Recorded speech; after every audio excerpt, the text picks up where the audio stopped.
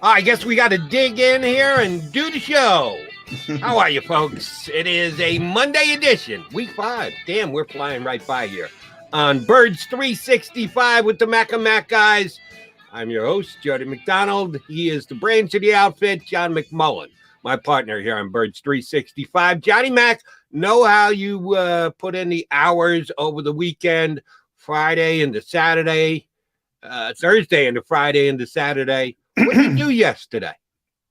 I think I saw the sun a little bit for the first time in 6 months. I was out back doing a little yard work, stuff like that. It was a nice day for once. The weather was nice, but was it a nice weekend because the Eagles, a nice Sunday because the Eagles had as good weekend as they did in the NFL draft. Yesterday was going around to check everybody's opinion and noses, everybody's got one on the Eagles draft, pouring out the grades, evaluating what they did as far as bringing in new talent, including some undrafted free agents, which I want to talk to you about today.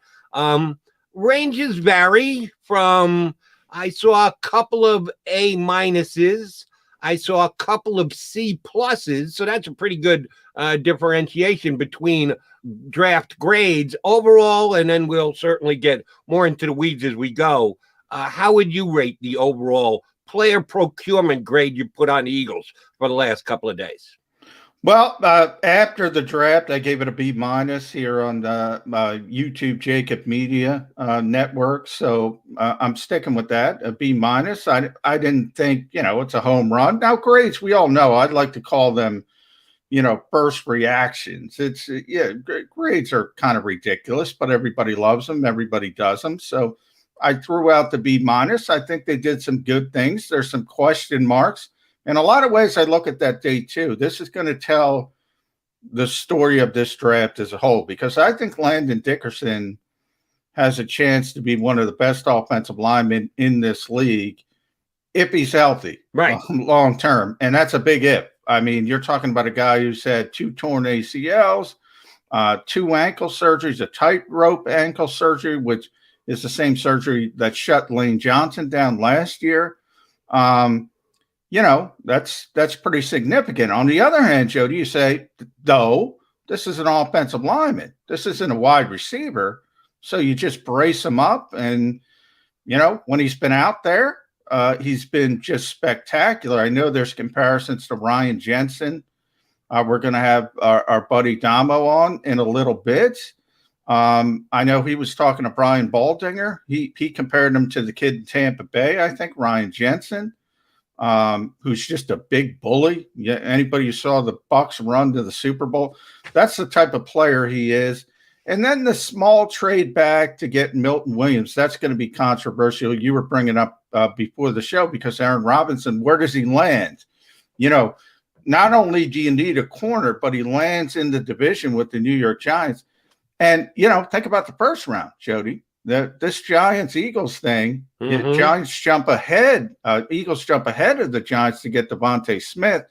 They jump a little bit back. The Giants get Aaron Robinson. So it might not look big today because they're not high-profile players. They're third-round picks. But if Aaron Robinson turns into something and Milton Williams doesn't, that's going to be a tough one to take for Eagles fans. You're right. Day 2 is the day that's going to generate the most conversation. We already had a chance to talk about Devonta Smith on Friday here on the show after the big pick on Thursday night. I'm ecstatic about it because I think he's got a chance to be a star wide receiver in the league.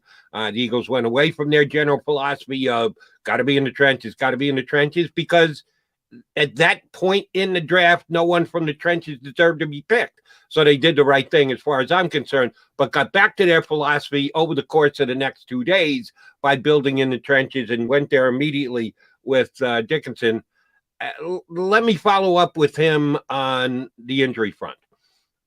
Yes, he's had more surgeries than 4, 5, 6 guys. It seems like his entire career, he's been rehabbing from some kind of injury. And when he does and gets back out on the field, he plays like a first-round draft pick level talent.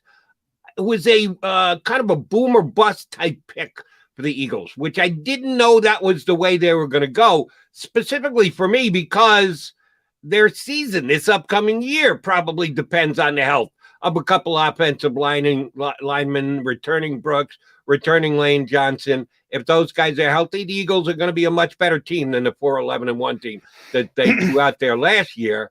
But they take another offensive lineman with physical questions. The Eagle overall, as an organization, have some questions about injuries and having injured players and how they deal with injured players and get them back onto the field.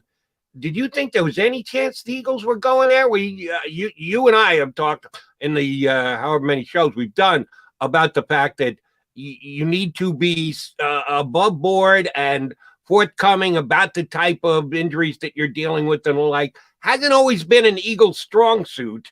I got to tell you, I was pretty much floored by the fact that was their second round pick. Well, not the player. I wasn't floored because he is that good. And think about the Eagles, a couple things. I mean, Jeff Stoutland is very close to Alabama. He was there at Alabama before he came to the Eagles. He was going to go back to Alabama this season before the Eagles convinced him to stick around in the transition from Doug Peterson to Nick Sirianni. So he's very close to that program. He's very close to Nick Saban. So he's got all the information you could possibly need about the kid.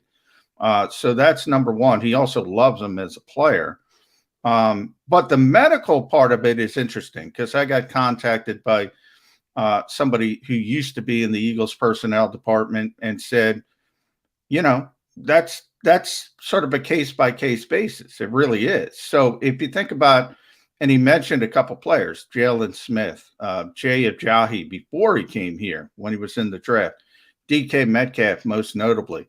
He said those guys were treated like lepers for their medical issues. They were day three guys, maybe priority free agent guys as far as the Eagles were concerned because of the injuries. Then you go back to Sidney Jones, who tore his Achilles at his pro day. The thing that's strange to me about Sidney Jones is he's a corner.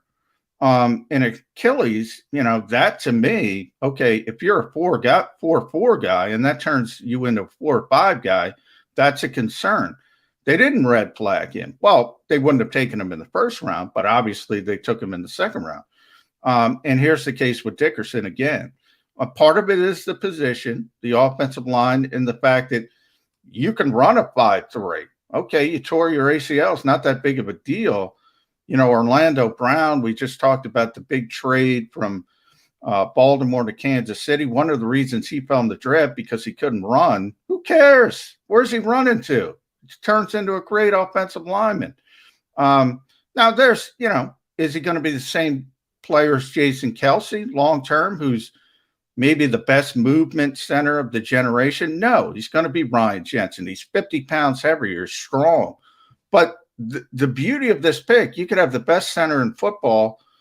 We always talk about in Green Bay, Favre to Rodgers. Well, this could be the center version of that, Kelsey to Dickerson, if everything works out.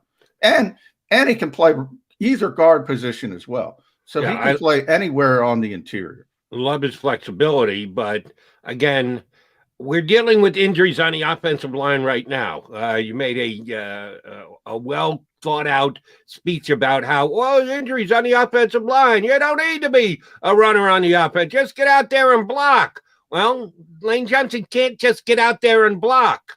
Brooks can't just get out there and block. These guys are on the sideline not playing because of injuries, and that's what scares me about Dickinson. Yeah, all right, he lost a tenth of a second off his 40 time.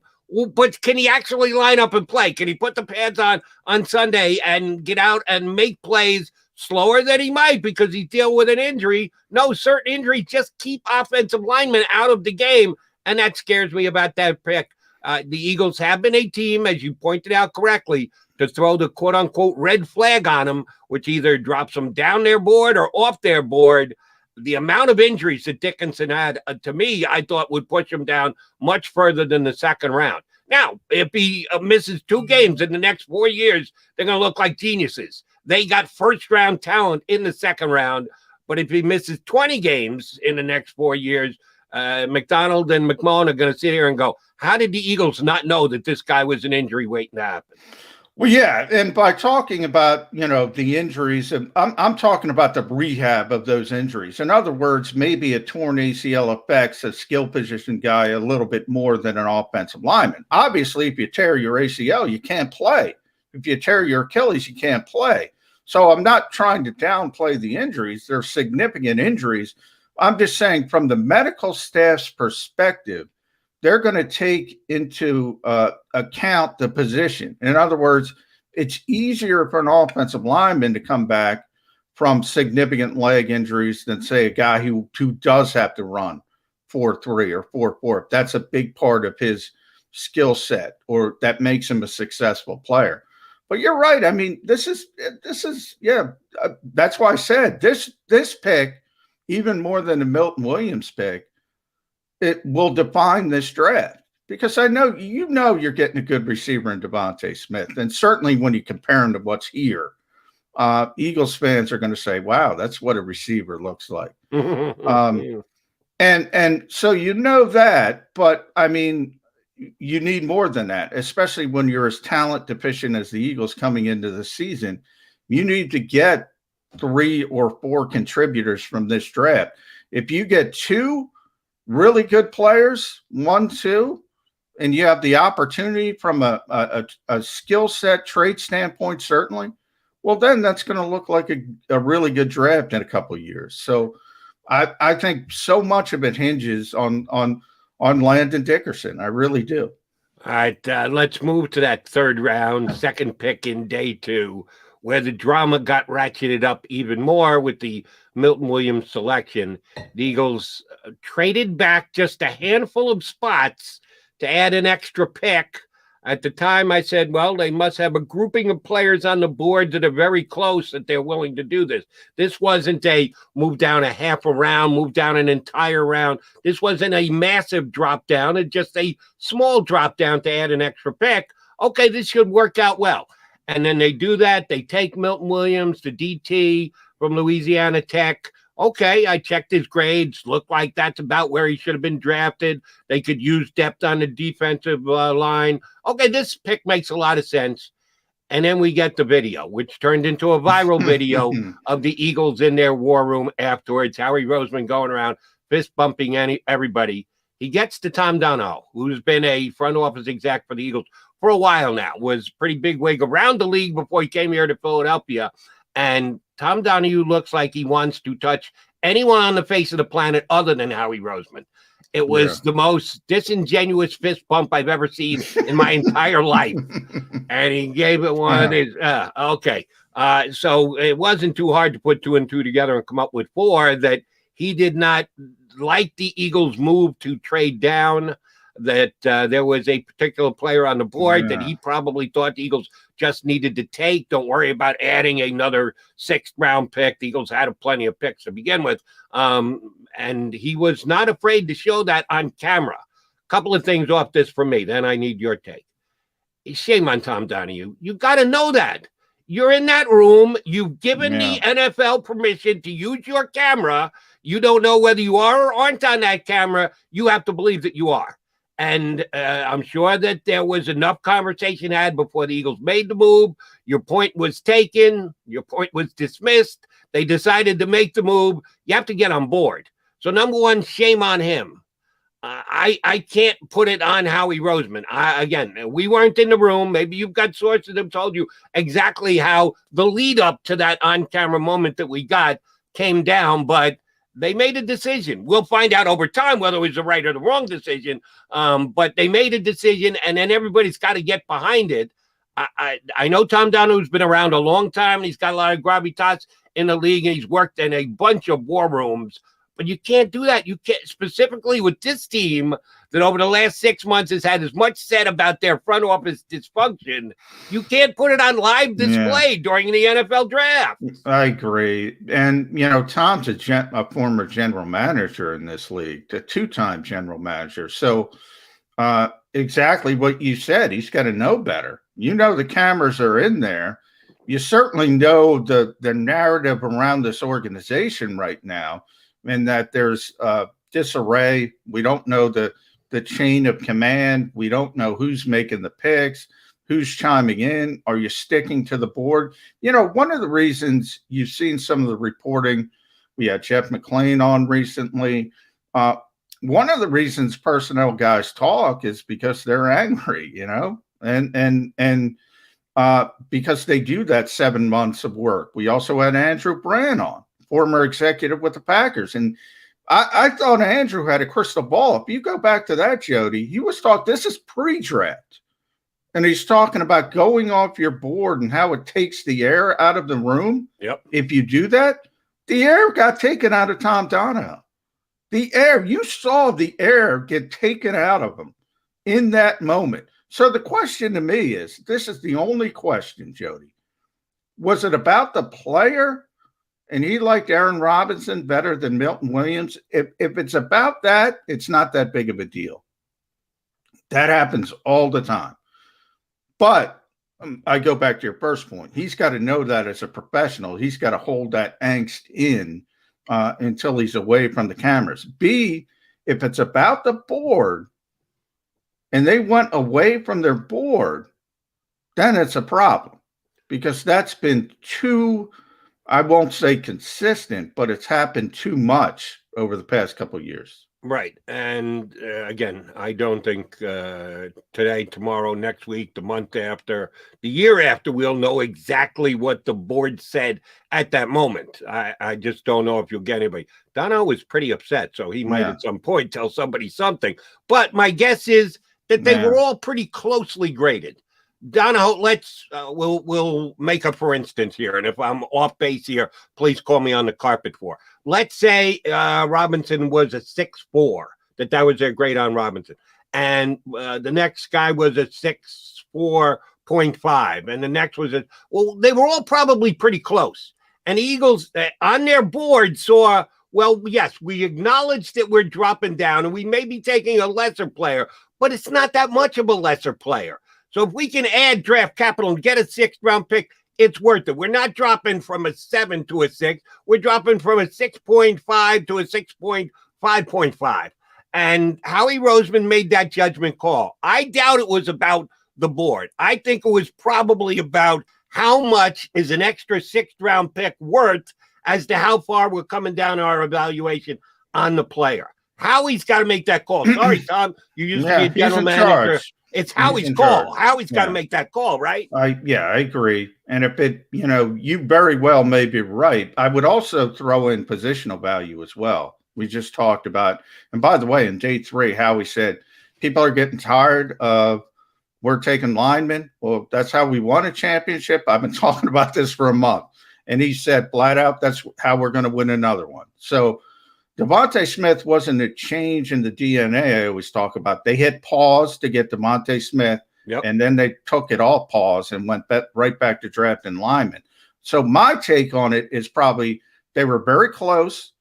Blake Bedingfield was on. We had a former scouting director who talked about the vertical and the horizontal boards. So you do the positions, you have each type. And it came down to me they probably looked at Aaron Robinson as a slot corner and said, we'd rather have the defensive lineman who could be something of an impact down the line. That would be my guess. And it did lead to some drama, but I think it led to the Eagles getting a decent player at a position of need. Defensive tackle is a position of need. All right, he is John McMullen. I'm Jody McDonald. Mac and Mac on Birds 365. We're going to bring a third opinion into the mix. Joining us next is venerable Eagles beat reporter. He's been doing it for a while now, and Hall of Fame voter here in Philadelphia, Paul Domowitch, going to join us on Birds 365. If you missed any of today's show on the JAKIB Media channel, listen to the podcast on your way home. Available on YouTube, Apple, and Spotify. Welcome to the Wildwoods, the perfect place where you can safely do everything or nothing at all. Catch a wave, take a nap, go for a drive, grab a bite. It's your vacation, and we're doing everything we can to make it a safe one. The Wildwoods. Your vacation, your way.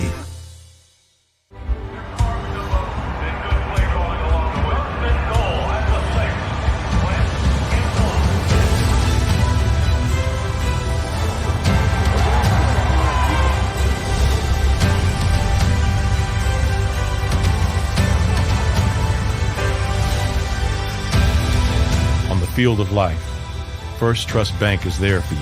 7 on 3. 1, 2, 3. Because Philadelphia dreams deserve a Philadelphia bank. The International Brotherhood of Electrical Workers, Local Union 98, is a proud sponsor of The Labor Show with J. Doc and Krause every Saturday night from 6 to 8 p.m. IBEW Local 98's highly trained and superbly skilled electricians are the best in the business, setting the highest safety standards in the electrical industry. So when you're planning your next industrial, commercial, or residential project, choose an IBEW Local 98 union contractor. Learn more at ibew98.org. The light from a star can take millions of years to reach Earth. So when you look at a star, you're looking back in time. But I see the future. I see exploration and courage. I see my country finding new horizons out there. And I see giant leaps making a comeback. I see myself. The future is where I'll make history.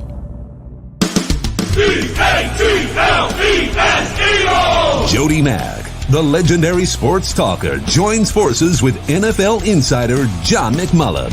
Start your morning with Johnny Mack and Jody Mack across the JAKIB Media Network.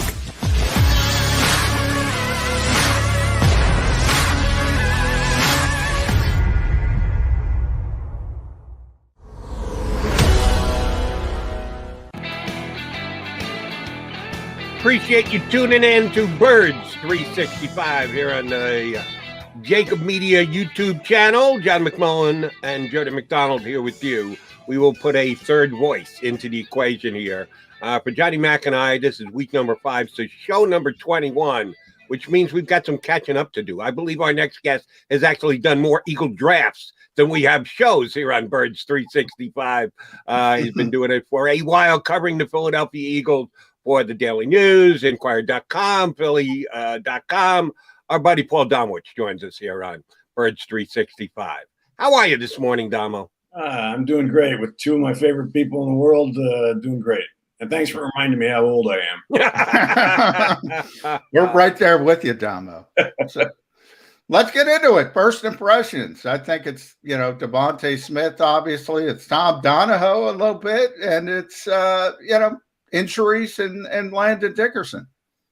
Yeah, I mean, I thought they had some good picks. Day 2 was the problem I had. I talked to Brian Baldinger yesterday, and he is just drooling over Landon Dickerson.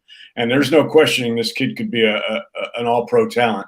The injury history in the second round after what they've experienced in the past with Sidney Jones and saying they would never do this again, I questioned that pick.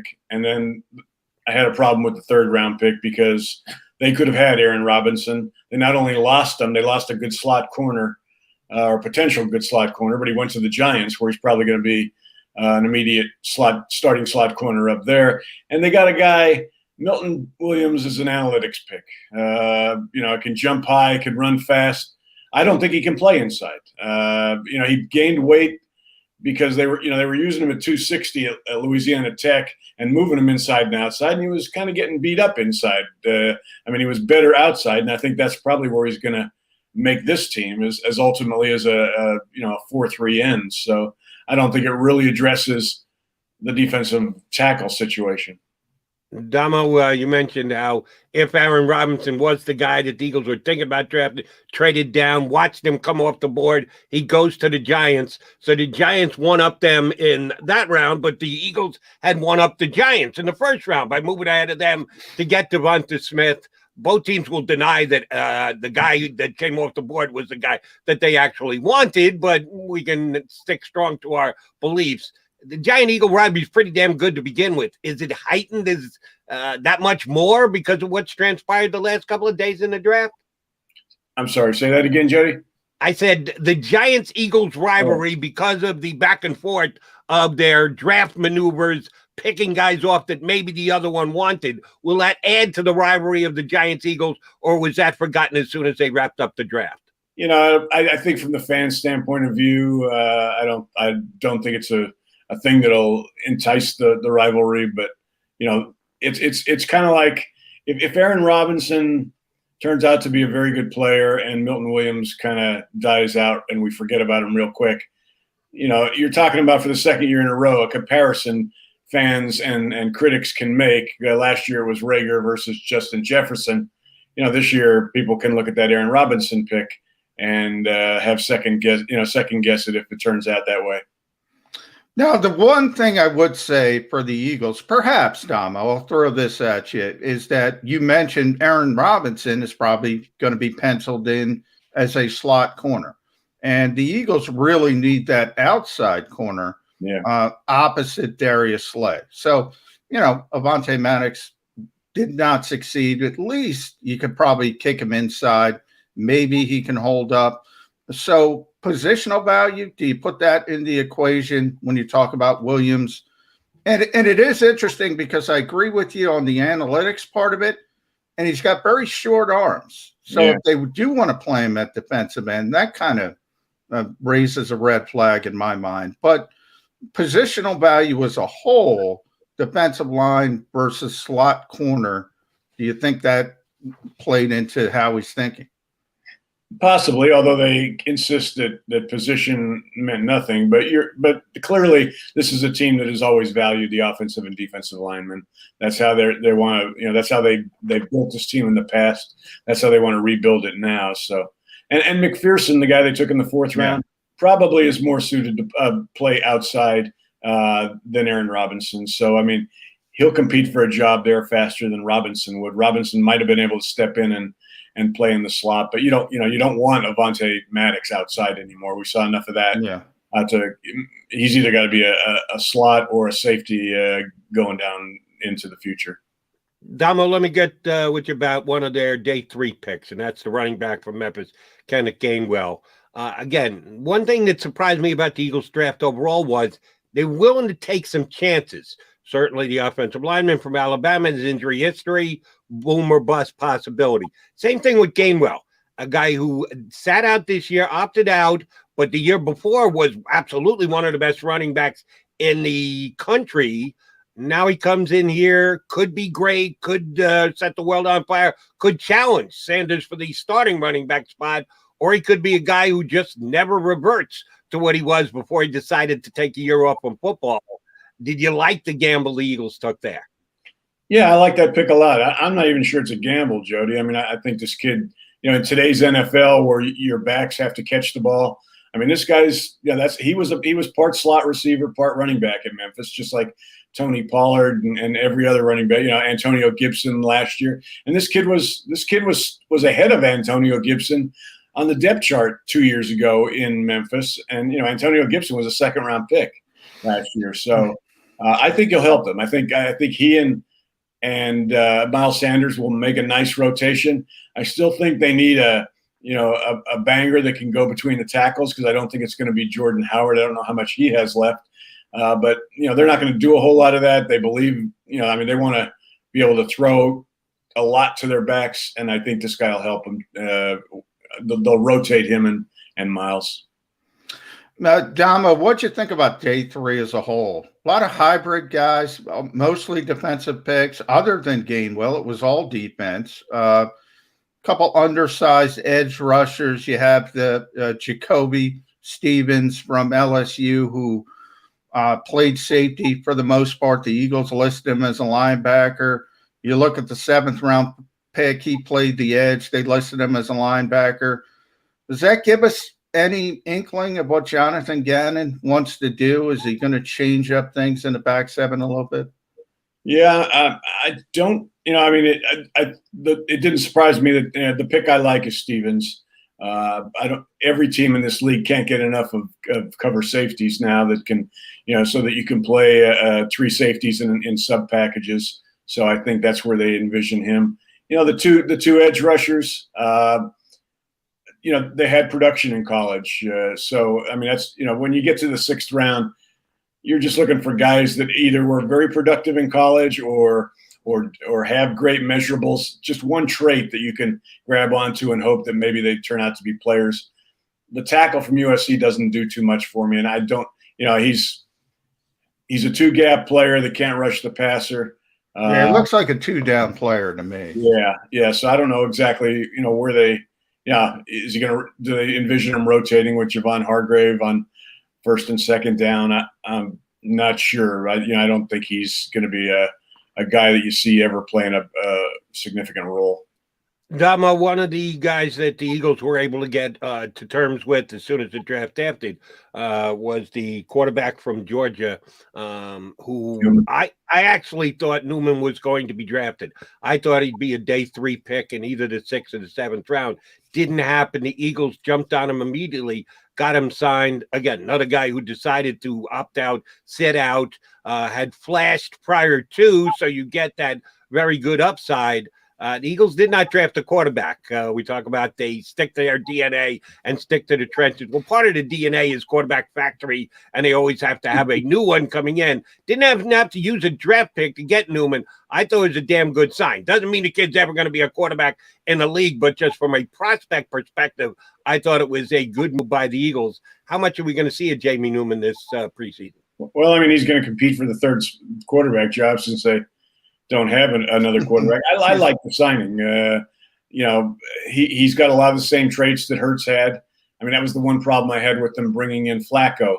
If something happens to Ertz or you bench him, you're going from what he brings to what Flacco brings, which is not much mobility. This kid's got, I think if he had played last year, he certainly would have been drafted. I like that pick, and they took a wide receiver from his name escapes me, but a wideout from Florida. Trevon Grimes, yeah. I'm assuming Brian Johnson knows, obviously is familiar with this kid, having been the offensive coordinator down there. So, I think they kind of have an idea of how he might be able to compete for a job on this roster. Yeah, I mean, it's good you brought that up. I was going to go into that. Trevon, Paul, is 6'4". So you look at this team needs an X receiver. I brought that up with Nick Sirianni day one with Devontae Smith because they made a big deal about Devontae's such a good route runner. He can play every position, and that's what Nick Sirianni believes in. But I kind of brought up, okay, I'll buy that. But even if you buy that, that means the other guys got to move around. And I've seen enough to them to know that they can't do that. Yeah. So at what point do you have to start making sure you get people for the slot, for the X position? And maybe that limits how you can use Devontae Smith. Am I crazy, or is that legitimate? No, every coach we talk to, John, seems to tell you, oh, yeah, we move all our guys around. Yeah. Now, there's no one position.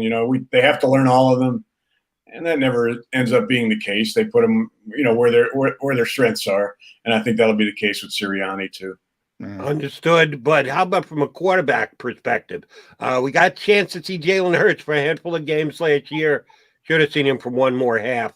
But I digress. Sorry about that, Nate Sudfeld. I think a lot of that is determined by what your quarterback is capable of doing, how flexible you can be with your wide receivers. Is Hurts going to be able to flash the traits that he is because of what he can do, going to be able to relieve some of the responsibility off the wide receivers as far as positionally and how they're going to be used?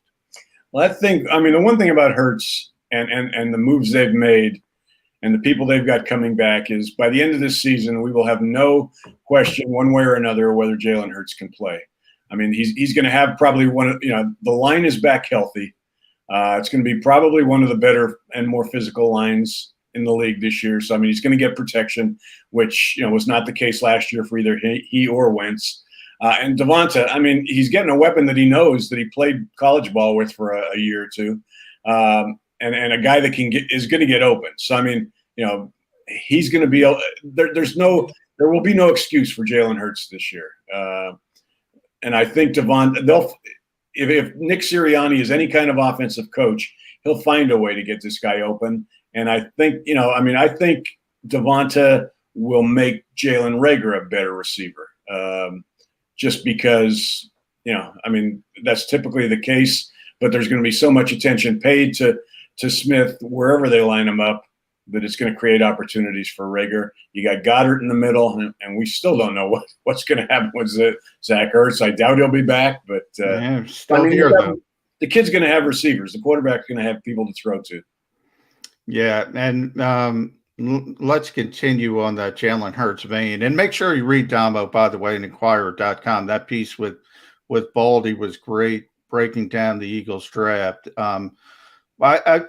I do want to bring up Jalen for the one thing that Justin Fields is on the board, Damo. I didn't think the Eagles probably didn't think that was going to happen. Now, they weren't thinking about quarterback, but does that make you do a double take and say, do we have to take this kid? I know you talk to a lot of personnel people. We've talked to a lot of personnel people. To a man, when you asked about Fields and Trey Lance, and Trey obviously went number 3, so it wasn't concerned, everyone said they just have much higher ceilings. Did the Eagles not see that? They clearly went into this knowing what they were going to do if this situation presented itself, and even after the trade down, if one of those guys like Fields dropped to them, that they were not going to take them, that they've decided.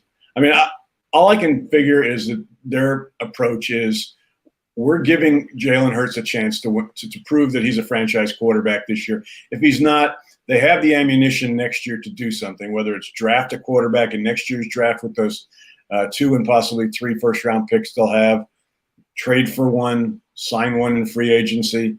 I just don't think they and I don't know what they think of Fields. My feeling about this draft is that, the quarterbacks always get pushed up. I love these kids like Fields and Trey Lance, but there's 5 quarterbacks taken in the first 12 picks. 3 of them probably are going to fail. So you take Fields and he doesn't pan out. They've got something in Devonta Smith. He's safe. He's probably going to be a Pro Bowler if he doesn't get hurt. You can't go wrong there. And then you just wait and see what you got in Hurts and go from there. I think you've got the right read on it, Damo, but the question is, do the Eagles have the right read on it? Let me go on record. I did it this weekend on my CBS shows. Might as well do it here. Justin Fields will be the best quarterback in Chicago over the last 70 years. Take it back to Sid Luckman in the 50s. That's how bereft they've been of quarterbacks. It's not going to be a whole of a lot. Now, we all love Jimmy Mack here in town.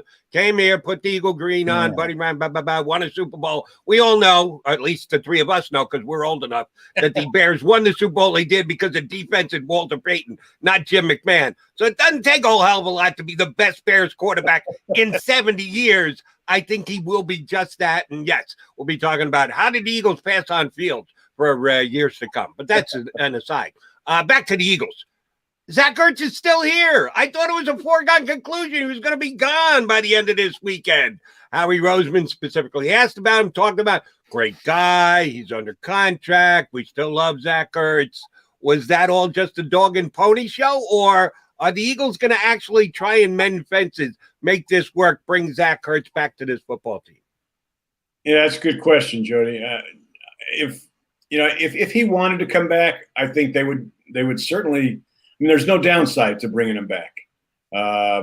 You keep him for the year. You let him become a free agent. You get your compensation the year after that, and go on with your life. And Zach has a chance to kind of spend this year on a goodbye tour with the fans. But he doesn't right now. He's kind of in the Carson Wentz situation. He didn't want to come back. He wants out. Unless that changes, what you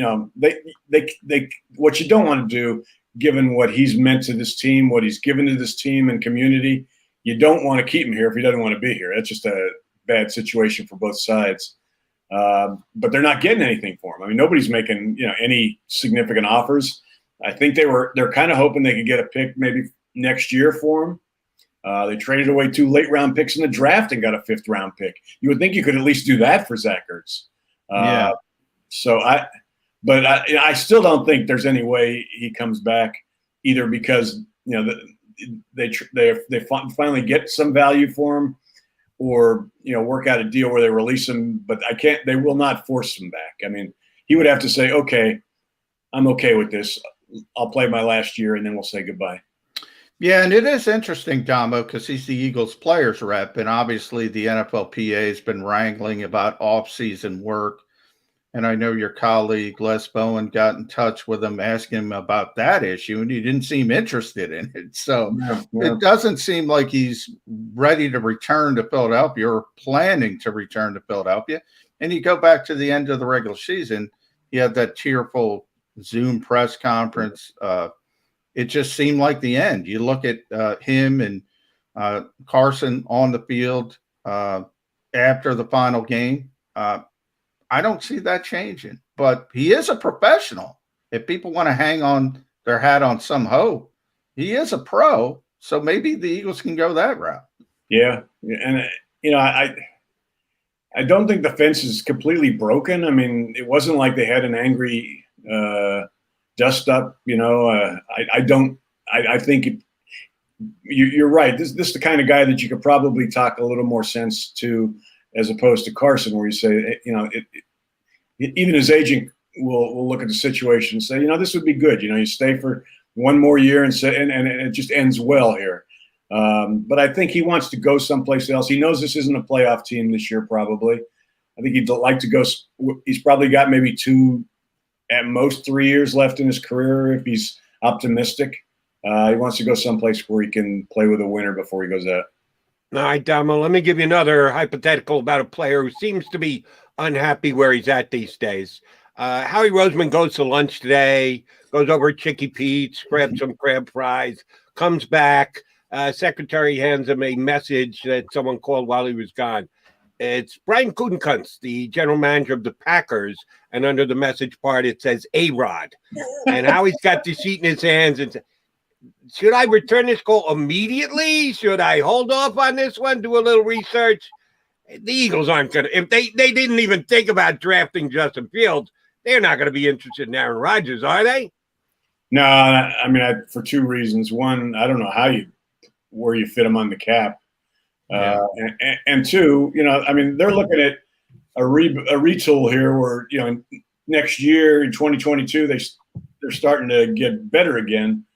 And he'll be at the end of his career. I mean, I don't know how many more years Rodgers wants to play. I mean, Tom Brady's kind of turned this whole age thing upside down. But still, if you're rebuilding or retooling or whatever you want to call this, you don't want to go with a 38-year-old quarterback.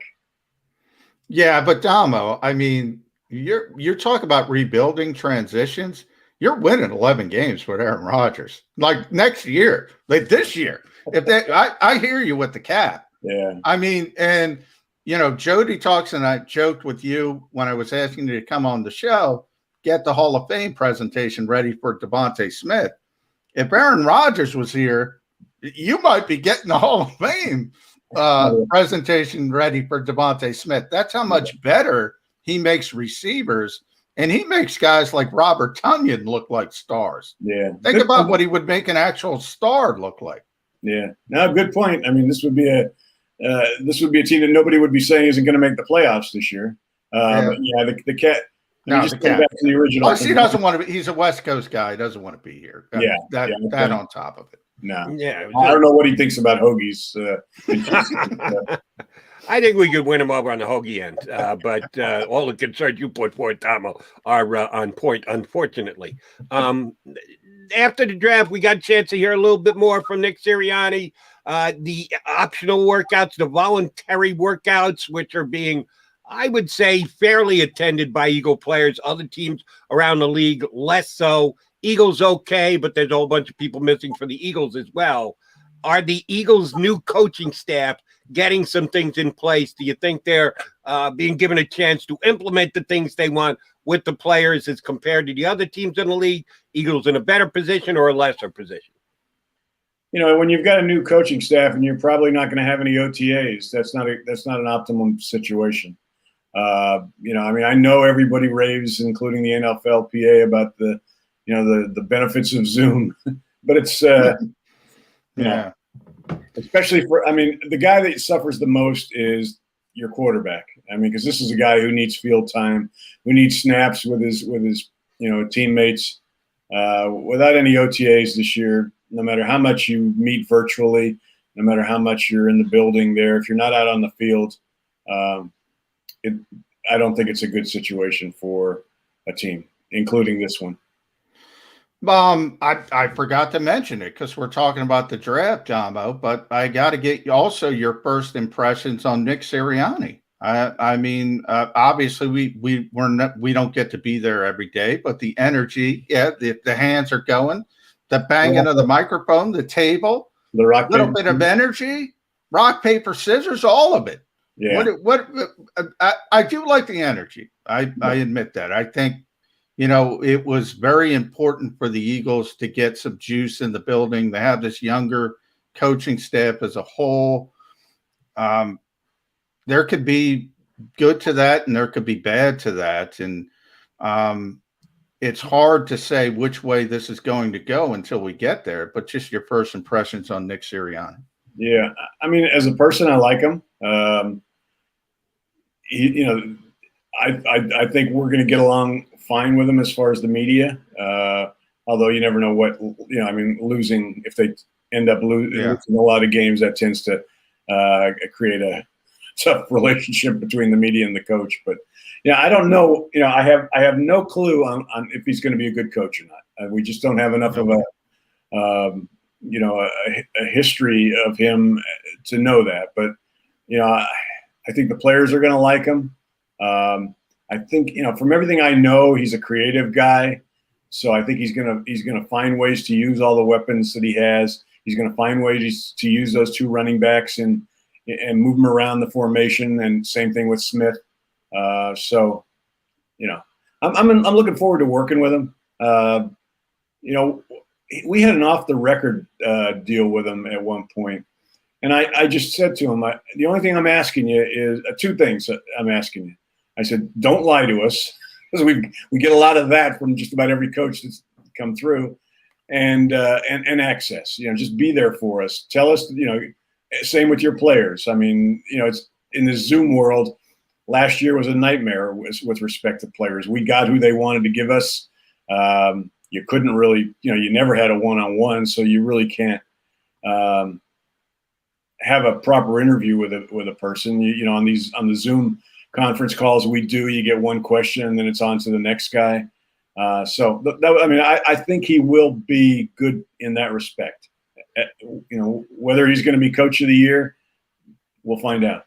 And I'm not sure that it's going to be all that much more different this year, Damo. Maybe in 2022, you guys can get back into the locker room. I think you're going to be zooming your life away again this season. Sorry to say, but that's just my read as of right now. I don't know about John, but Zoom has extended my career 10 years. I mean, it's like the designated hitter role. There you go. If it's working for you, more power to you.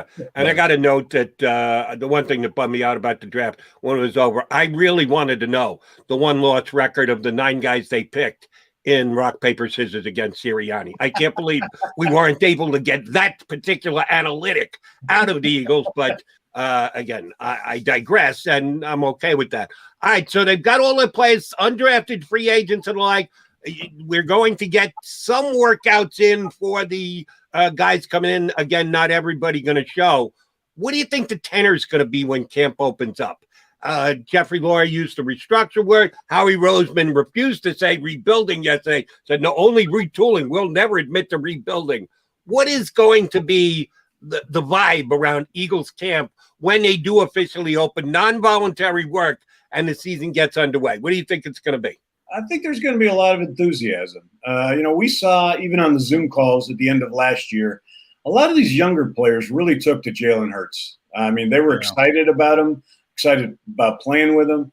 And Jalen's kind of, from everything I know about him at Oklahoma, it was the same way. I mean, guys like to play for him. So I think, with the transition here to a younger team, we're going to see that kind of enthusiasm, I think, early on. All right, Domo, last one from me. Since I have you here, I got to talk Hall of Fame. Eric Allen, I think, would be the closest, the next sort of Eagle to get in there. But some other underrated, Seth Joyner, very underrated player in my estimation. Yeah. just moving forward, and I would assume that you think Eric Allen should be a Hall of Famer. And if you look at his numbers, I mean, it's tough to argue in any other direction. Why do you think he hasn't gotten that traction? I'm not sure, especially after some guys like Aeneas Williams and a few others with similar numbers made it. Last 4 years or so, I've lobbied hard for Eric, sent out letters before the early votes, and last year he made the final 25 for the first time, which I think was a step in the right direction. I'd done the same thing with Sam Mills, pushing for him for several years, and he finally made it to the final 25, and then he made it to the final 15, and has been in the room the last couple of years. I don't know; it's going to be a while before I think he's got a shot at ever getting in. Probably might be by the time he becomes eligible to get in as a veteran. But same thing with Eric. I mean, he doesn't have a lot of years left before he's a senior committee guy. But he deserves. I think he's good enough to be a Hall of Famer. You mentioned you mentioned Seth. I mean, Seth's. I've talked to his wife online about his candidacy, and I said, I think he belongs in. Right, he belongs in the room for discussion. I said, but I can only do this one at a time. If I push too many guys, they just It's like, so I've been pushing Eric, and I said Seth's next in line here, but clearly the next Eagle that should get in is Dick Vermeil. This year they'll be putting in the coaches have gone into a contributor area now, so they don't have to compete with players, but they're like last year they took 2. This year I think they're only going to take 1. My guess is it's between him and Mike Holmgren. I hope Dick makes it. The problem is you can't convince people what he did in Philadelphia. I mean, what he started with. Yeah, that team was so bad. No picks above the 3rd round for 3 years. And he turned that team into a Super Bowl team, and then retires and comes back and wins a Super Bowl and with the Rams. So I mean, I think but I think in the next year or two, Dick Vermeil will be in the Hall of Fame. So that that'll be good. That's good to hear. Damo, last question for me is something John and I discussed in the first segment of the show, and it's certainly a major topic of conversation here. The angst in the Eagles war room over the weekend became a major viral video. Howie Roseman and Tom Donahoe reacting to an Eagles pick and the like. Just give me a general opinion on what transpired there. Is it something that Eagle fans should be up in arms about? Oh my God, everything that's being said about the dysfunction is right on. Is it the heat of the moment, war room? You make a pick, guys get a little on edge, and then a round later, it's forgotten, and you move on and you rebuild your team. A big deal for the Eagles or a big nothing burger? How would you relate to what happened in the draft room over the weekend? Well, the exchange itself isn't a big deal, Jody. We've all been around this league long enough to know that this kind of thing goes on in every draft room every year. I mean, like I wrote the other day, Bill Parcells and George Young used to practically wrestle on the floor. I mean, that's how they would differ on just about every player George picked. So the difference is there's not a camera there catching it on there. And I think this is, Tom and Howie have had a good relationship. He brought Tom in, for God's sakes. So I think from that point, there's, it's overplayed. But the reason they were at odds was the Aaron Robinson situation. And that is a big deal because if Aaron Robinson turns out to be a player and Milton Williams doesn't, that's just going to hang there for a long time. Damo, we appreciate you coming on, getting up early with us. Yes, may Zoom extend all our careers for that many more years. He's been covering Eagles for a long time. I've been talking about it. McMullen's as good at it as anybody we know. We appreciate your coming together with us today, and we will certainly be tapping into your expertise again. Thanks for having me, guys. Thanks. That is Paul Domowitch, a fellow Marlton guy over here in Jersey. He and I actually wouldn't have to do Zoom. We could meet at the park. It would take us each about 3 minutes to get there. Never a bad thing to talk Eagle football with Paul Domowitch.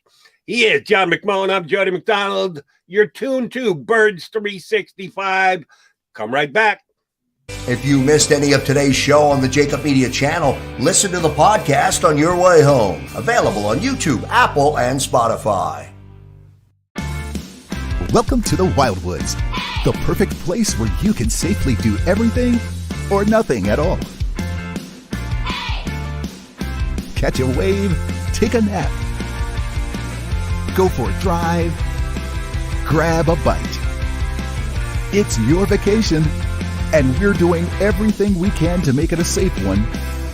The Wildwoods. Your vacation, your way.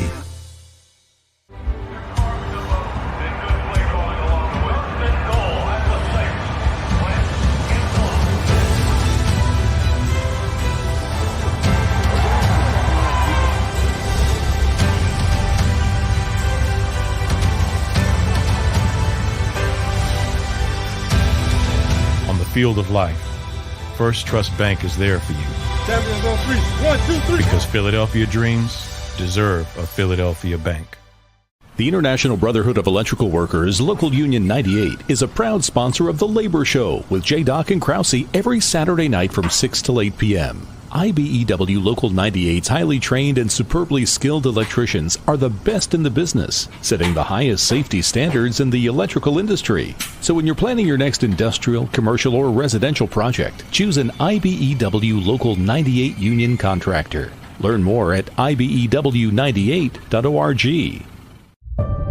The light from a star can take millions of years to reach Earth. So when you look at a star, you're looking back in time. But I see the future. I see exploration and courage. I see my country finding new horizons out there.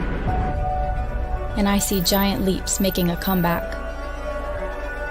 I see myself. The future is where I'll make history.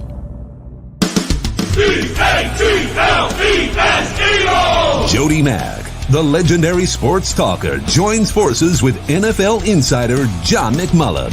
Start your morning with Johnny Mack and Jody Mack across the JAKIB Media Network.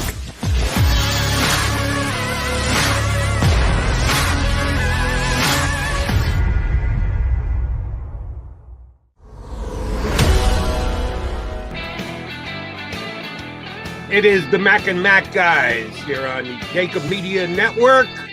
Birds 365 coming your way. Got to thank Paul Domowitch for hopping on board. Always good to shoot the breeze about Eagles football with Paul Domowitch. We'll talk Eagles football and a little overall National Football League as far as the draft goes, grading with Conor, one of John's compatriots from Sports Illustrated. I think he gave the Eagles an okay grade for their draft over the weekend. We'll get Conor up here about 20 minutes from now, somewhere thereabouts. And I need to make an announcement, John. Xander, our producer, said, make sure you get this out here today, Joe.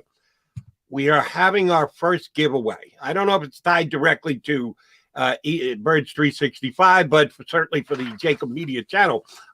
We're giving away not one, not two, 10 Devonta Smith jerseys. The first printing of Devonta Smith jerseys, number 6 in Eagle Green.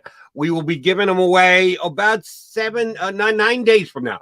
The day of the NFL schedule release, which is next Wednesday, the 12th, we will be giving away 10 Devonta Smith number 6 Eagle jerseys.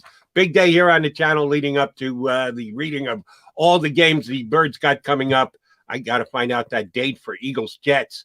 Game 17 is Eagles-Jets. Doesn't get any better for a guy like me, and I got tickets because it's a Jet home game Now, this I'm year. interested, how does the preseason work now? You know, we scaled back the preseason. So that Eagles-Jets final preseason game, that's a tradition unlike any other. Yes. I've been to too many of those games, as a matter of fact. So have I, trust me. Be it at the Link and or up at the MetLife Stadium.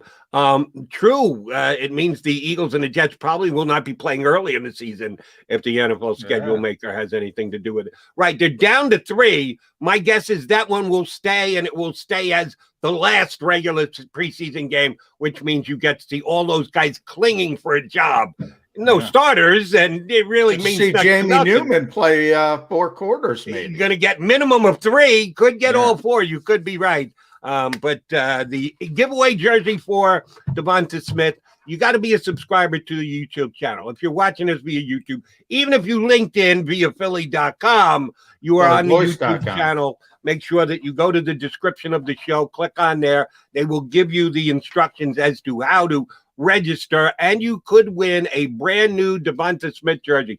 Did I say 10? I think I meant 9.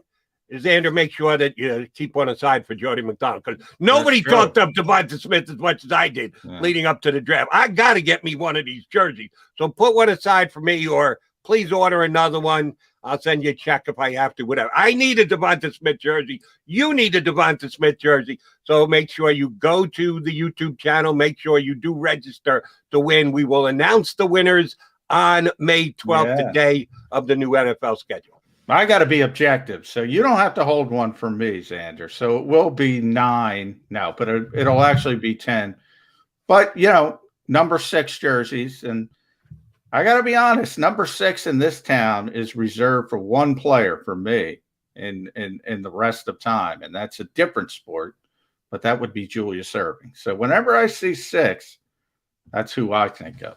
And you know what the funny thing is, not to get too far afield from the Eagles, and we'll get back to them in a second. Julius Erving's number was 32. Yeah, and the Nets, Right, because I started following Julius Erving, kid out of Massachusetts. I'd barely heard his name, started watching Nets ABA games. Who the hell is this guy, Dr. Julius Erving? I didn't really know all that much about him. Now I watch a play. Oh my God, this might be the most entertaining play I've ever seen in my life. So I was a big Doc fan before he ever got here to Philadelphia. And I remember him wearing 32. You're right. Here in Philadelphia, he was 6 and is probably going to always be the number 1 6 player. I don't even think Devonta Smith can get into the Doc's neighborhood when it comes to Philadelphia recognition. But that's a good point by you, JM. All right, let me ask you about Devonta Smith. Did some interviews over the weekend, certainly on draft night. He said all the right things to me. Sometimes you formulate an opinion on a guy. You never get a first impression. My first impression of Devonta Smith was a pretty good one. I had one prior to the draft, and then he officially became a Philadelphia Eagle. I think he said all the right things since. You good with Devonta Smith and what he brings here to Philadelphia, in addition to all his abilities on the football field? Yeah, he seemed to come across very well. Everybody talks about him, how hard worker he is, how tough he is. I think one of the interesting things about Devonta Smith early in his career at Alabama is, even though it was only for a couple practices, Jody, they moved him over to the defensive side of the football to take a look. They had so much talent at wide receiver, and he was willing to do it. I think that's a positive thing. That's what the people in Alabama say. And there's the concern about the 166 pounds, but there's no concern over the toughness and the fact they always point to that. This guy's willing to play defensive back if you need him to. So the durability has been there at the college level, and we'll see. That's my only concern. I've said that from the start. I think it's a legitimate concern. I do think you have to look at history. There's not a lot of comps of receivers that small being that successful, but there's a few outliers, and I think Devonta Smith is going to be an outlier.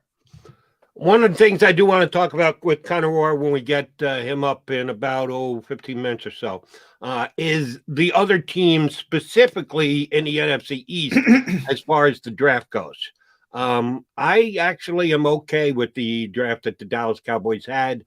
They didn't get the corner, but if you believe that the Eagles were looking for a corner and they both came off the board before either had a chance to make a pick, read some people suggest over the weekend that the Eagles actually were targeting Devonta Smith the entire time, and we're just well, they're going to say that. Yes. Everybody says that. Don't know if I believe it or not, and same thing's coming out of Cowboy camp. Well, no, the guy we always wanted was Michael Parsons. Not only did we get the guy we wanted, we got an extra pick out of the Eagles and got the guy that we wanted. Well, we'll never really know, but I do think Parsons is a hell of a player, and he could upgrade that Cowboy defense. The Giants, I thought, hit some winning picks. Yes, I think the Eagles stuck it to them by moving ahead of them and getting Smith in the first round. But I really like their trade down. I think they got a lot to move down in the first round. Dave Gettleman had never done it before in his life as a general manager, but he seemed like a guy who knew how to milk it for all it was worth for what he made Chicago pay to be able to get up and get Fields. The only one I don't have that great a grasp on is the Washington football team's draft.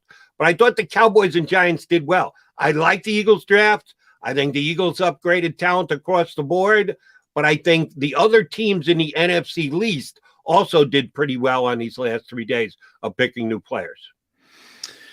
Yeah, I mean, the Giants, I think, is one of those things where I think the first round, people pay so much attention to the first round. Obviously, Jody, I think it's going to affect how they look at that draft because, it's pretty evident they wanted Devontae Smith, the Eagles' division rival, were able to work with another division rival to go jump ahead of them and steal that player. They do go back. I think the value is there, but I look at the player, and I said it, I didn't think throughout this process Kadarius Toney was a first-round pick. I thought they reached a little bit there trying to get a similar player that they wanted in Devontae Smith, and I think he's not that guy. I think Devontae Smith is so refined as a route runner, whereas Kadarius Toney is more of a manufactured touch guy. And those types of players always scare me, Jody, because it puts so much pressure on a coaching staff to always have that check mark as the 40 seconds are going off the clock. I got to get this guy involved. He's dynamic. But you can't do it in the normal fashion of an offense. So that's my concern with that pick. And then we've talked a lot about the Aaron Robinson pick. Look, I think he's going to be a real good slot corner in this league. But there is some limitations as far as value, and we talked about that. But yeah, I think that it's going to be so interesting for the rivalry. And the same for the Cowboys and Eagles, because what we talked about last week after the first round, I mean, that's going to be awesome. If Micah Parsons, as I said, is here tearing it up twice a year against the Eagles, or vice versa, it happens with Devontae Smith killing the Cowboys, that's going to create some interesting storylines, to say the least. Here's the reason why I thought the Giants did a good job. And you're right in your description of their first-round draft pick, Kadarius Toney. I did see someone who I respected over the weekend say they thought Kadarius Toney was the equal of Devonta Smith. I can't agree with that. But just the fact that they would even register that in the same neighborhood tells me that they like Toney a lot. We'll see if the Giants are creative enough to be able to come up with enough plays. And here's the reason why I don't think you're going to see it right away with them. The Giants have a lot of receivers now. They've got a ton of guys on the outside that can potentially make plays for Daniel Jones. Now, here's my issue. I don't think Daniel Jones is any good. I think after this year, the Giants are going to be, we need to get back in the draft. It'd be really interesting if Jalen Hurts doesn't have a very good year and the Eagles are in the mode of, well, we got to go back into the draft and get our quarterback. The Giants now have a lot of draft capital because of the trade they made with the Bears. The Eagles have a lot of draft capital because the deals that they've made. These two teams could be battling for who's going to have the right to draft Keaton Slovis this upcoming season. And we'll see how that actually works out. But Toney is a talent, but can you find a way to use him? And I really do like not only the one, but the two cornerbacks they took in this draft. Aaron Robinson, who we've been talking about, could the Eagles have taken? Should the Eagles have taken him? He's only going to be a slot corner. We'll see all that. But I mentioned to you last week Rodarius Williams from Oklahoma State, a guy who I thought was a better than day 3 draft. I said he'll probably fall down to day 3, but I look at him as a third-round talent. He fell all the way to the 6th round. The Eagles took a couple of cornerbacks when they could have taken a kid like that. I was surprised he fell down there.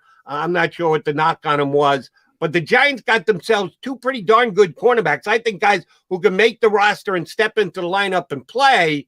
That's a pretty good draft haul on draft day when you only have the Giants only made 6 picks. The Eagles made 9. The Giants only had 6. I think the Giants used their picks wisely. Yeah, well, when I look at the Giants draft, to me, I look at the second round pick, and I thought that was a great pick because coming in, and that's Azeez Ojulari, the edge rusher from Georgia, they really needed an edge rusher. You brought up coming into the draft, I thought their receivers were fine.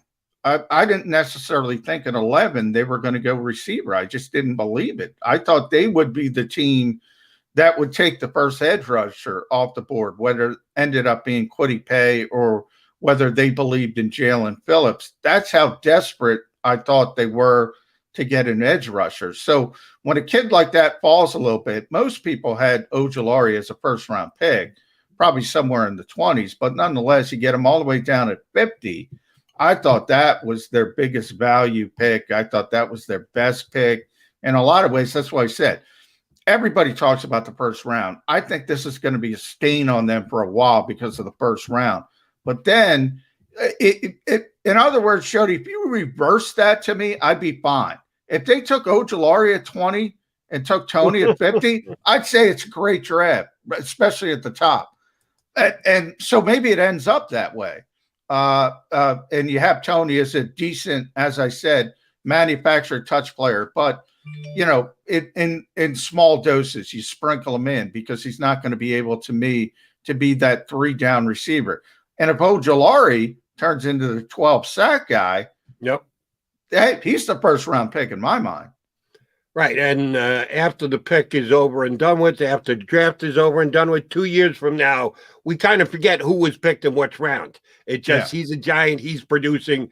The Giants picked him, he can't play. It doesn't matter as much as where you took him, it's what they are actually capable of doing on the field. I thought the Giants had a good draft, even though they didn't have as many picks as some other teams. And one of those teams is the Cowboys, who made 10 picks in this draft.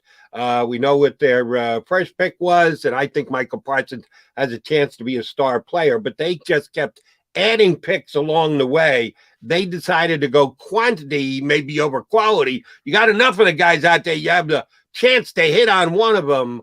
I think there were a couple of guys there on the Cowboys draft, including Cox, the linebacker from LSU, who I like.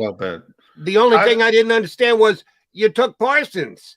And they kind of duplicate the kind of play they can. They're going to move one of them to the outside. That's for damn sure. But I thought the Cowboys actually had a good draft, too. I think the whole division had a good draft. Yeah, I think we'll get to the Washington football team. I think they had added the most talent overall, and I think they had 10 picks as well. But with the Cowboys, you mentioned, I mean, it's been Leighton Vander Esch and Jalen Smith for a number of years, 2 really talented linebackers. But looks like Smith is descending as a player. Vander Esch just has we always talk about red flags in the NFL, neck injuries, red flag. I mean, they can't count on him. So all of a sudden, I think Parsons and Cox, I mean, they're going to play a little bit more quickly than most people assume, even Cox. And then the Washington football team didn't love, thought they reached for Jamon Davis a little bit, the linebacker from Kentucky in the first round. But after that, Jody, I just loved it. Samuel Cosme, offensive tackle from Texas, Benjamin St. Juste. That is the long, lengthy corner, outside corner I wanted the Eagles to take. And Dynamic Brown, some people, they got him at the back end of the 3rd round. There were some people in this league that thought he would sneak into the first round really late, and they were able to get him in the 3rd round. I thought the Washington football team did a really good job adding talent, and it tells me one thing. Ron Rivera was in charge. Daniel Snyder kept out of it. If that's the case, Ron Rivera knows what he wants, and yes, that's probably why they went offensive tackle in the first round. They needed to bulk up there. Even though Rivera, of course, is a defensive coach, he acknowledged, all right, there's a guy on the board that we think fits the value that we're talking about. Well, they got Davis in the first round, but they got Cosme in the second round. Right. And to me, Davis was, you're right, a defensive player. But Cosme was the more debatable choice of the two. So that's why I think Rivera showed his flexibility. If he was the guy running the draft, it's going to come back to quarterback play. I just finished talking about what the Eagles and the Giants could be looking at as far as the competition goes. Washington's in that same exact boat. Yeah. Are you telling me that you think Ryan Fitzmagic is going to be Fitzmagic in the nation's capital for the next 3 years? I don't think so. Yeah, he's a placeholder at best. He's my one of my favorite NFL jokes. What are your favorite bridges, Jody? I say Golden Gate, Brooklyn, Ryan Fitzpatrick. best bridge quarterback of all time. There are going to be times this season where Ryan Fitzpatrick throws for 400 yards and 4 touchdowns, and you're going to go Fitzmagic, and you're going to say, wow, if you just keep this going, but then it's going to all blow up. We all know that. And that's the problem is consistency. And yeah, they need to find the long-term answer at the quarterback position. Everybody in this division needs to find that answer, with the possible exception of the Dallas Cowboys. And even the Cowboys, you have a guy coming off a serious injury. So it's not exactly concrete at the game's most important position in the NFC East. With the proliferation of legalized wagering these days, someone's got to come up with a line on over-under, which happens first. Ryan Fitzmagic's 4-touchdown game or Ryan Fitztragic's 3-interception game. It's going to be one of the two. We just don't know which one's going to happen first. And I've never asked you about this, not since, I don't know if I've asked you on any of my radio spots. I had to going into the last game of the season. What are your thoughts on Taylor Heineke, who they not only retained, but gave a multi-year contract to, and then went out and signed Fitzmagic/Tragic anyway? He did keep them in the game against Tampa Bay in the playoffs this year. They didn't win, but they did stay in the game, and he was okay. He kind of came out of nowhere, kicking around forever. Is he just a backup? Could he actually outplay Fitzmagic this year? The Redskins made a quasi-commitment to him. What was your read on him as a QB? I think he's a good backup. You know, he was in Minnesota, and I have a lot of contacts there. He actually was set to be the backup there, and even he had a weird accident. He got locked out of his house. He kicked in a glass door, which is ironic because he's always been regarded as a very smart kid. Well, it's not a good idea to kick in a glass door. No. And he slit his one of his tendons in his leg, and that really set him back. But he's undersized. I mean, there's limitations there. But you saw in the playoffs, he basically came off the street. 2 weeks later, he's starting, and he was really competitive. Yeah. And he can do some things. And he was on, as I said, before that injury, he was on an upward trajectory, but it was always about being a good backup quarterback. I just don't think he has the skill level to be an NFL quarterback over 16 games. I do think he'll turn out to be one of the better backup quarterbacks. In fact, reminds me a lot of Case Keenum, who's been a great backup quarterback in different slots and had the one really, really good season in Minnesota when Sam Bradford got hurt. Reminds me of Case Keenum. That's it's funny that you mentioned that name. I don't even know this. I should know this if I'm the host of Birds 365, but that's why I got you as my partner. Did Case Keenum sign with anybody this year? Is he on anybody's roster? He's got to be. I got to look it up, though. Yeah, I would have to look it up as well. I should know where Case Keenum is. I should know, too. That tells me I don't think he's signed. I think he's still sitting out there. And yes, you're right. He's had some, every time they try and elevate him as a starter, it becomes too much. But if you just keep him in that backup role, he is a fine backup Cleveland. So he's in Cleveland with Baker Mayfield. Yeah. I didn't know that. Shame on me. That's why I have you to look up these things real quickly. He's good like that. He is John McMullen. I am Jody McDonald. We are the Birds 365 guys. Coming up next, Conor Orr, who covers the entire National Football League for Sports Illustrated. He put the draft grades out for all the teams this weekend. Johnny and I just gave you our quick reads on the Cowboys, the Redskins, the Washington football teamers, and the Giants. We'll get an entire National Football League left with an Eagles slant from Conor of Sports Illustrated. Joins us next here on Birds 365. If you missed any of today's show on the JAKIB Media channel, listen to the podcast on your way home. Available on YouTube, Apple, and Spotify. Welcome to the Wildwoods, the perfect place where you can safely do everything or nothing at all. Catch a wave, take a nap, go for a drive, grab a bite. It's your vacation, and we're doing everything we can to make it a safe one. The Wildwoods. Your vacation, your way.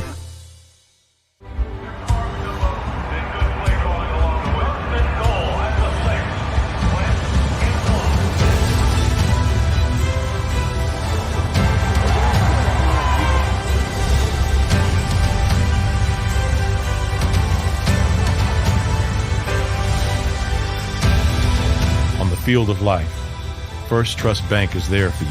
Champions on three. 1, 2, 3. Because Philadelphia dreams deserve a Philadelphia bank. The International Brotherhood of Electrical Workers, Local Union 98, is a proud sponsor of The Labor Show with J. and Krause every Saturday night from 6 till 8 p.m. IBEW Local 98's highly trained and superbly skilled electricians are the best in the business, setting the highest safety standards in the electrical industry. So when you're planning your next industrial, commercial, or residential project, choose an IBEW Local 98 union contractor. Learn more at ibew98.org. The light from a star can take millions of years to reach Earth. So when you look at a star, you're looking back in time. But I see the future. I see exploration and courage. I see my country finding new horizons out there. And I see giant leaps making a comeback. I see myself. The future is where I'll make history.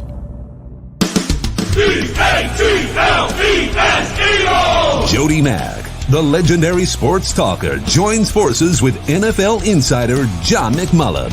Start your morning with Johnny Mack and Jody Mack across the JAKIB Media Network.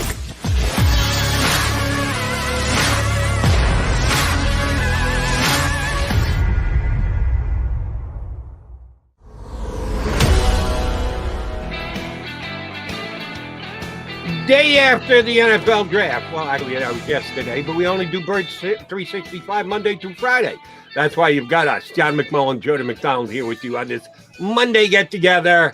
We've already done some pretty damn good analysis on the Eagles draft. We're going to get a third opinion on what the Birds did and kind of jump around the National Football League and see which teams really killed it this weekend on the NFL draft. Here to help us do this, one of John's compatriots from SI, Conor joins us here on Birds 365. Conor, Jody Mack, and Johnny Mack here. How are you today, bud? I'm doing good. Thanks for having me, guys. Hey, thanks for joining us, Conor. Do want to get, obviously, grades are kind of a necessary evil in this profession. I always like to call it first impressions, but we'll start there before we get to the Eagles. Who do you think did the best over the weekend, over the 3 days of the 2021 NFL draft?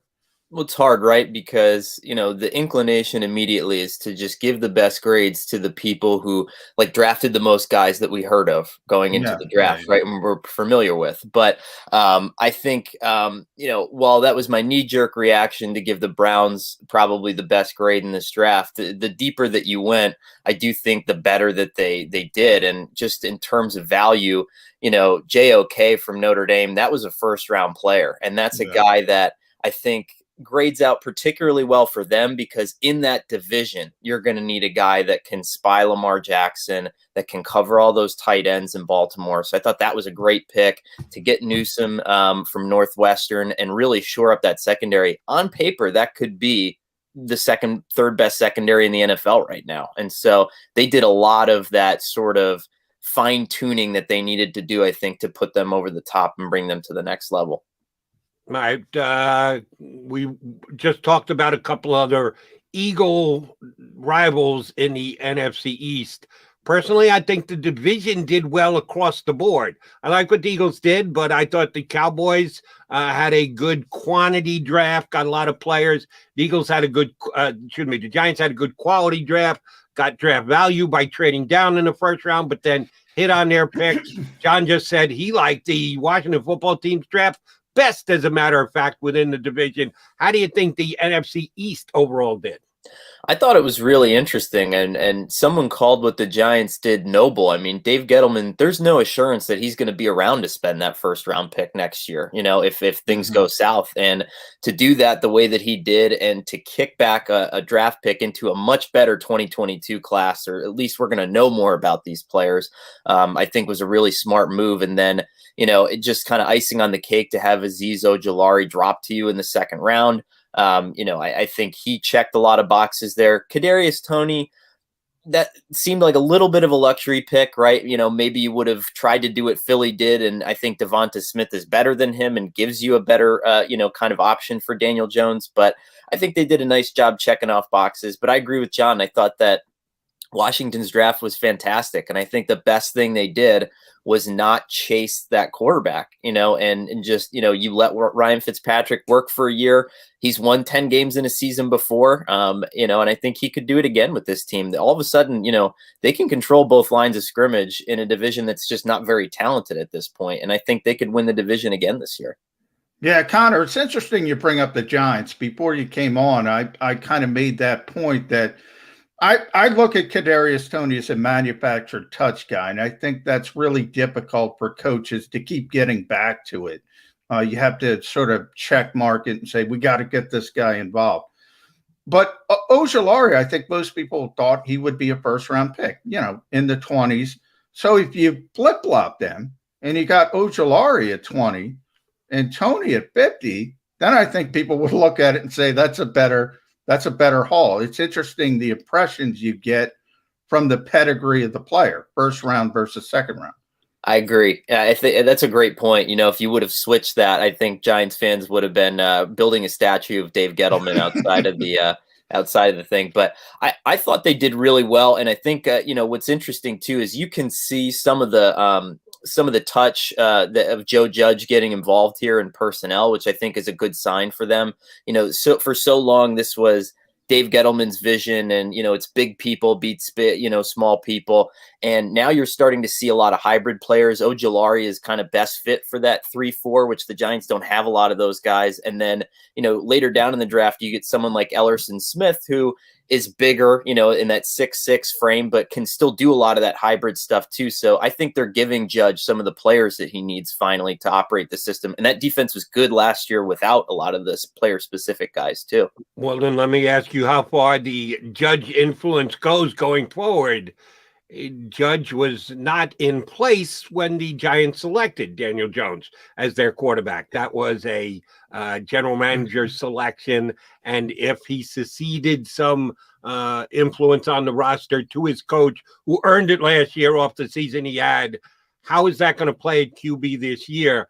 I'm not a Daniel Jones fan. I'm on record. I think that he was overdrafted where he was. Yes, he's had some great days where you go, damn, this guy's a quarterback. But he's also been one of the worst in the National Football League at taking care of the football. I'm more of a pessimist than an optimist when it comes to Daniel Jones. How's the quarterback situation going to play out in New York this year? Because they went out and got him enough weapons. He's got the weapons to succeed. It's now on him. Do you think Daniel Jones sinks or swims? Well, it's a great question. I love what they did in kind of, saying, okay, go get it, and I think that this is the perfect scenario for Judge because Jones has all the weapons. You kept the offensive coordinator, probably begrudgingly a little bit, but, to keep the system in place for him. And if he sinks at this point, you can do what the Bears and the Jaguars with Blake Bortles and a lot of these other teams didn't have the luxury of doing, which is pull the plug before it gets too late, and you start sinking too many assets into it. And I think that if Judge starts winning some games, I think he starts to win those arm wrestling matches a little bit more, and he can move on from a player like Daniel Jones. And I think that this is going to be a great evaluation period for him because you have not only like some of the good, ancillary weapons, but Kenny Galladay was the best 50-50 ball receiver in the NFL. Like, he's going to make you better just by virtue of beating up on defensive backs and winning those battles. And if Jones can't find himself in the top 15 this year, I think you have every right to move on from him at this point, because that's one of the best set of weapons in the NFL. Like, forget about the division. I mean, that's probably a top 5 or 6 group of receivers that you have there in tight ends. Yeah. Conor, we're talking with Conor Orr from Sports Illustrated SI.com. Check him out. Monday Morning Quarterback, his draft grades. Did a lot of great work about the NFL draft as a whole. Do want to shift you towards the Eagles here, starting with Devontae Smith at number 10 overall. Obviously, it was an interesting trade because it's an all NFC East thing. The Eagles go up with the Cowboys, and they jump up over the Giants, who presumably would have taken Devontae Smith. So your thoughts on the pick, 166 pounds, a lot of talk about that. Durability concerns only from that standpoint, because he's been on the field in Alabama and he's produced. Yeah, I think the weight thing is just one of those pre-draft things that we will probably never think of again. I think that it's just one of those storylines. I talked to a few people who've had connections to teams in their, strength and conditioning departments about Devonta Smith. And the consensus is there are so many times when teams try to tinker with guys' natural biomechanics, try to make them bigger or smaller than they need to be. And that's when you run into problems, and Smith is a Heisman Trophy winner. He's incredibly productive at 166 pounds. The cornerbacks that he was facing in the SEC are among the best that he's, they're better than some of the players that he's going to face in the NFC East this year. Like, let's be real about that, especially when you're playing like the Giants. But so I think he's going to be able to get off the line. He's going to be able to win those battles. He's overcome his genetics already, to get to this point. And so you're always going to be able to find other ways to do that. But I was fascinated by the fact that the Eagles actually landed him, because that was probably the most open secret in the NFL draft. They wanted one of the 2 Alabama guys. I think they probably had a preference, but their dream scenario there was to take either Waddle or Smith. And if they didn't get him, they were going to trade back to where they were more comfortable in the cornerback range, hopefully deeper into the first round. That was always the plan for them. And, I was surprised that the Giants didn't just try to get up one pick, because I bet they would have preferred Devonta Smith. I was surprised that the Cowboys let them there, and I've been thinking about that for the last 2 or 3 days. And the only thing I can come up with is that maybe Jerry Jones preferred, that the Eagles have him at this point. Maybe they couldn't maximize him as much as the Giants could at this point in that group of receivers. I'm not really sure, but that's certainly not, that was attributed. I think the guys in the draft broadcast were saying, well, this is just new wave GM thought, but I don't think so. I think this is kind of just one of those strange things that I'm not 100% sure why it happened. And that's one where we wanted to be a fly on the wall in the war room for the conversations to actually see both sides and how the thinking went down. About the Eagles this upcoming season, new offensive coordinator, new offensive coaching staff in general. Doug Peterson, after his release, had come down, a lot of stories that at times his play calling was second guess. He was called into the owner's office every week to talk about, why'd you run the football here? That they're a pass-centric, owner-driven team. Nick Sirianni's going to come in here and throw the ball all over the lot, or so we think. They did add a running back in the draft this week and already have Miles Sanders here. How do you think the Eagles' run-pass ratio is going to look over the first half of this upcoming season? I don't think it's going to be that drastically different. I mean, I would have a hard time envisioning Jalen Hurts throwing the ball 30 plus times a game. I mean, that seems like an awful lot to me. That's a lot to put on the plate of anybody, and especially a guy that only started a handful of games last year. But it's an interesting place. I think that when the Eagles were at their best, when they went to the Super Bowl, Peter, my old boss, Peter King, and I got to go and hang out with them after they beat the Patriots and see how they came up with a lot of their play calls. And at their best, they were super collaborative. They had, Frank Reich would add a piece of this. Doug Peterson would add a piece of this. John DeFilippo would add a piece of it. And I think that's what they lost over time when the staff got picked apart. And so if you're Nick Sirianni, the challenge is to integrate a lot of the stuff they did well, but to kind of keep yourself honest too, because I think Doug Peterson certainly had his faults, but he knew that there was a limit to what he could come up with. And, he was willing to pull the room. He was willing to get opinions from other guys. And I think that'll be Sirianni's biggest challenge, is to sort of diversify it, because that Colts offense, the Frank Reich offense, is good. It's fine on its own, but I think you need some, you need some more opinions there. And so hopefully he can kind of integrate the rest of his staff and get some other thoughts on that.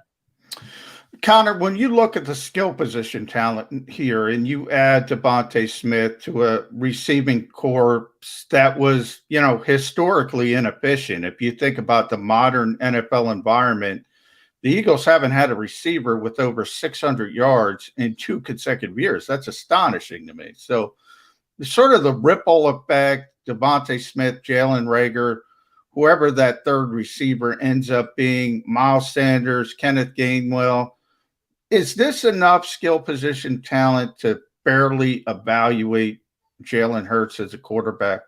That's a great question. It's the same question I think a lot of people are asking about Jared Goff in Detroit, and I think that situation is far more dire on the skill position front than what the Eagles are facing. But I don't know, and it's hard because you don't know if they necessarily, I'm not trying to be a conspiracy theorist here, but you don't know if they necessarily care, right? I mean, they might have 3 first-round picks next year in a draft, and that's enough ammunition to get any quarterback they want if they don't see what they want from Jalen Hurts. And so I think it's probably close to being enough if the system is called the right way. If we see some stuff that he's familiar with from college that puts him in a little bit more of a comfortable situation, then I could see that being enough. You got guys that can win, and Smith is going to add a lot to that. I think Reagor is better than he showed last year, and I think that he can get off to a good start there. I wonder what they'll do with Ertz at this point. I had heard that they were going to trade him before the draft. I thought he was going to be in Buffalo by now, to be honest, or Indianapolis. But,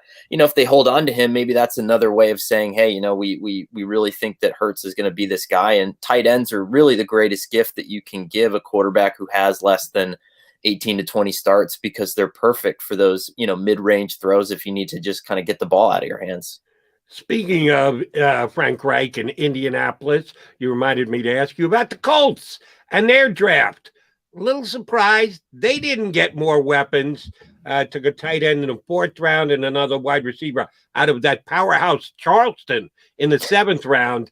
Didn't quite give Carson extra bullets for the gun, as you can well assume. We talk a lot about Carson Wentz here on Birds 365. I didn't think the Colts did much upgrading. They were one of the teams that I couldn't make an argument for that they had a good draft and got better with it. What were your thoughts on the Colts draft? I think that they almost did need to go edge there, though. And the problem was, Matt Eberflus, their defensive coordinator, has been doing so much with so little for so long that I think he probably would have flipped the table over if he didn't get another edge rusher at this point, because really it was DeForest Buckner and a bunch of guys there. And, Kwity Paye at least gives you, some presence there off the edge and can help you diversify the system and do some different things there.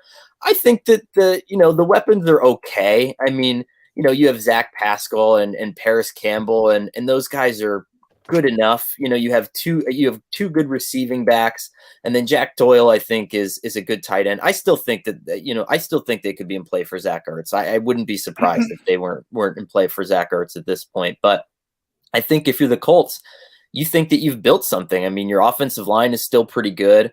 You have a good running game. You have a great play caller. And, if you're evaluating Carson Wentz and deciding whether you want to lock him up long-term and keep him as a starter, he's got to win with guys like this, And that's sort of the knock on him last year, is kind of how quickly the Eagles sunk when things went south. And, you want to see him battle back a little bit and win. But I think that their personnel, their receivers, and their running backs are a clear upgrade from what the Eagles had last year, certainly. And I think that, they're hoping that should be enough for him.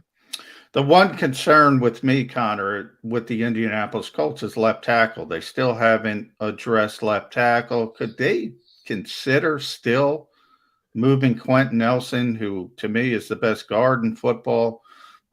Could they kick him outside, or are they just going to try to cobble it together piecemeal? Because that's important, obviously, for Carson Wentz.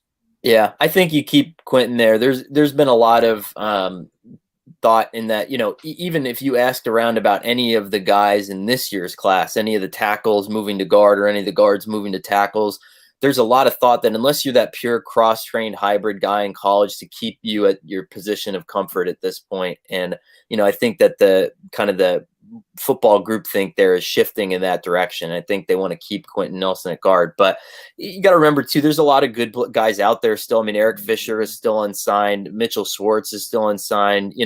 There's some guys there. They might go recruiting in a little bit, see how everybody holds up in camp, and then go grab someone like that. That wouldn't be shocking to me at this point, but they are going to have to make a move because you can't put yourself and Wentz in the same position that Andrew Luck was in, where by the time you have a roster that's good enough to compete, your quarterback is too beat up to function. Kind of got to ask about this because it was the major topic of conversation leading up to the draft, and that's the quarterbacks at the top. How high was it going to be before all 5 of them came off? And ends up Mac Jones slips down to the Patriots at 15, who said, thank you very much, and took him. But you get 5 guys off the board in the first 15 picks. Superior quarterback class. The thing that intrigues me the most is Justin Fields. I thought he was being undersold throughout the draft process. I thought of him as the second best QB, second best player in the draft behind only Trevor Lawrence. He goes all the way down to the Bears at number 11. I think he's got a chance to be an outstanding NFL quarterback. He goes to a place with a lot of pressure, but they also haven't had a Pro Bowl franchise-changing type quarterback since Sid Luckman and the 50s. So for me, he's got a chance to be their best quarterback in 70 years. And a lot of people graded out the Bears as one of the best drafts in the league, I think mainly because of Justin Fields.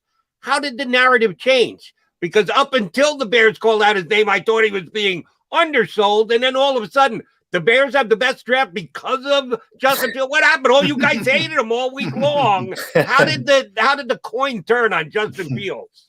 Well, I think you're right. I think he was being undersold. And, I heard the same things that everybody else heard leading up to the draft, that, this was going to be a mistake. This was going to be a guy that you wouldn't want. And, I think that's just a product of that pre-draft chatter that just gets out of control and takes on a life of its own at some point. I mean, look at how many of us, I had Trey Lance until midnight before my on the mock draft, and I changed it because I was like, gosh, everybody is saying Mac Jones. I must be wrong. I must be crazy. And of course, that's what happens when you listen to other people. I think that Fields is good. I think that there are coaches out there who saw him, like you said, as the second best quarterback in this draft. I think if he would have stayed in college and came out, he probably would have been the number 1 overall pick next year. And so if you're Chicago, you cut the line there and you get a great quarterback. I like the pairing because look at all the things that Matt Nagy had to do to stand on his head and make this offense work with Mitch Trubisky. And he made the playoffs twice with Mitch Trubisky. You had all these gadget plays. You had running backs and tackles throwing passes because that's what you needed to do to get by. And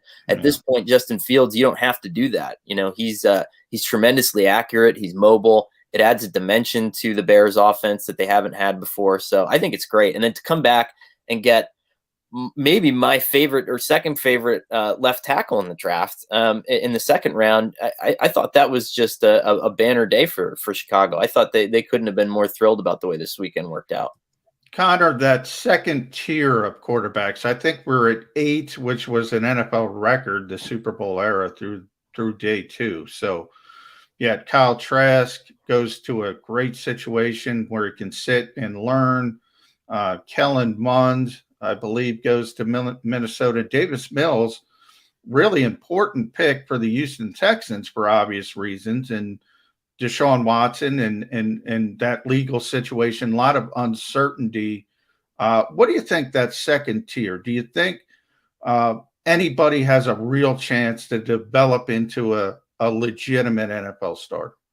Yeah, I think there was a ton of momentum behind Kellen Mond, after his pro day. And he was really interesting because, when a lot of these guys go out and get the quarterback gurus to coach them through the preseason, through the draft prep season, and then organize their pro days, Kellen Mond didn't hire anybody. He went and he watched a bunch of NFL games. He wrote down all the hardest routes that quarterbacks have to throw, and he did them all from under center when the scouts came and said, this is exactly what you're going to need me to do.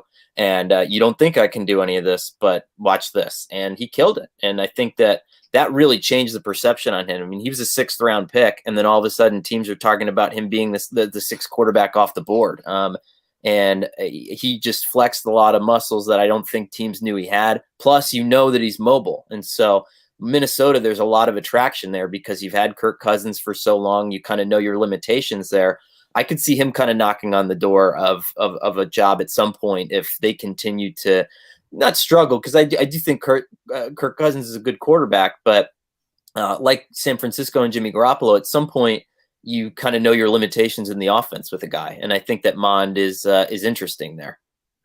Maybe I think about wagering too much because I gave John an over-under potential wager earlier in the show. Now I'm going to give one to you. Over-under number of games started by Deshaun Watson for the Houston Texans this year. I'm putting it at 1/2. 1/2 game. Any chance that you actually take the under on that Deshaun Watson will not be in the Texans uniform either because of legal issues and or because he's traded to another team? I think there's 0 chance he plays a game for the Texans this year, and that's just me. You're taking the under on 1/2. I am, yeah. Yes. I just don't see it. And again, I mean, we have an ocean of legal information that we should take our time to wade through, and I hope the NFL takes their time to wade through. But I just think that the Davis Mills pick was far too indicative of what the Texans are hearing internally. I mean, that team needed so much help, still does need so much help, and with the best draft equity that you're going to have, you took a quarterback when you already had Tyrod Taylor, and I think that said probably all it needed to say about that. I mean, Mills is a good high upside guy, but you need everything. You need offensive line help, you need receivers, you need tight ends, you need defensive line help, and they chose to kind of go with a quarterback there, and to me that just, I think, says all it needs to say. Now I got to lock you down here, Conor, and read Conor at SI.com. This is going to be my last one, but first, before I get to that, you said under for the Houston Texans. I want to lock you down. Could he play over a half game for anybody else? Could he be traded, say be suspended for 6 games? Would you still go under? I don't know. That's a good question. The league process is so up in the air, and that's part of the problem is, even if you try to get a handle on what a suspension might look like, I think it's hard because some of these suspensions have been all over the place. There have been guys who have sat for a year. There have been guys who have, been out for 2 games for 6 weeks, and we just don't know anything at this point. I think I would lean on the fact that there are probably still some teams out there that are probably willing to make that deal if it becomes available. Although the problem is at this point, it's far less than it was before, right? Once you got to the draft, and once teams kind of collected their guys and became a little less desperate for upgrades at the position, even though Deshaun is an upgrade over everybody, but probably 4 or 5 quarterbacks in the NFL, I just don't think other teams have the equity to make the trade happen at this point. So it'll be interesting. I can't, it's a good question. I just can't envision anything at this point until the legal stuff is cleared out, and because I think there's just still so much we don't know. And, so much work that the NFL is hopefully doing on the investigative front to get to the bottom of this. All right. Since we're having so much fun talking about disgruntled quarterbacks and wagering on their locations, I'll give you this choice, Conor. You can either take the Green Bay Packers or you can take the Denver Broncos and the Oakland Raiders, or you can take the rest of the field. Raiders. 29. What I say? I went to Oakland still. Yeah. Damn it. Las Vegas Raiders. Or you can take the rest of the field, the other 29 teams in the National Football League, as to where Aaron Rodgers will be starting this year. I guess I should add retirement in there. 0 teams is the 4th choice. He doesn't play. He's the host of Jeopardy. Give me your location of Aaron Rodgers this upcoming season. I think it's Green Bay. I think this is a lot of posturing, and he's better than anybody else at letting the smoke out when there's a chance to make the top story on ESPN. And the Packers know this. They've dealt with this roller coaster ride before. And to be honest, if I'm Brian Gutekunst, I'm saying go ahead and go play for Pat Shurmur, go play for John Gruden, and see how quickly you're going to walk back to Wisconsin to play in this offense, because every quarterback wants to play in this offense. And Aaron Rodgers is obviously a tremendous, unbelievable talent, and he's elevating that offense to a place that we haven't seen before. But those leaked destinations on the afternoon of the draft, I understand he wants to be on the West Coast. It's easier for him to pursue that post career, which is great. And I think every player should have an opportunity to do that. But I think Aaron Rodgers is a competitor first and foremost, and I think he knows that that's the best place for him. Even though they haven't, quote unquote, provided him with enough weapons, even though I think Devontae Adams and, all those guys are pretty good too. So. Yeah. Well, Aaron, I do one circle back to Kellen Mond, because she said something interesting about quarterback coaches, personal coaches.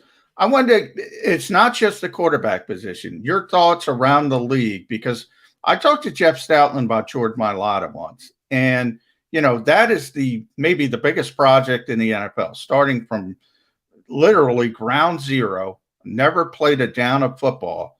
And he didn't want other coaches messing with what he taught Jordan Mailata.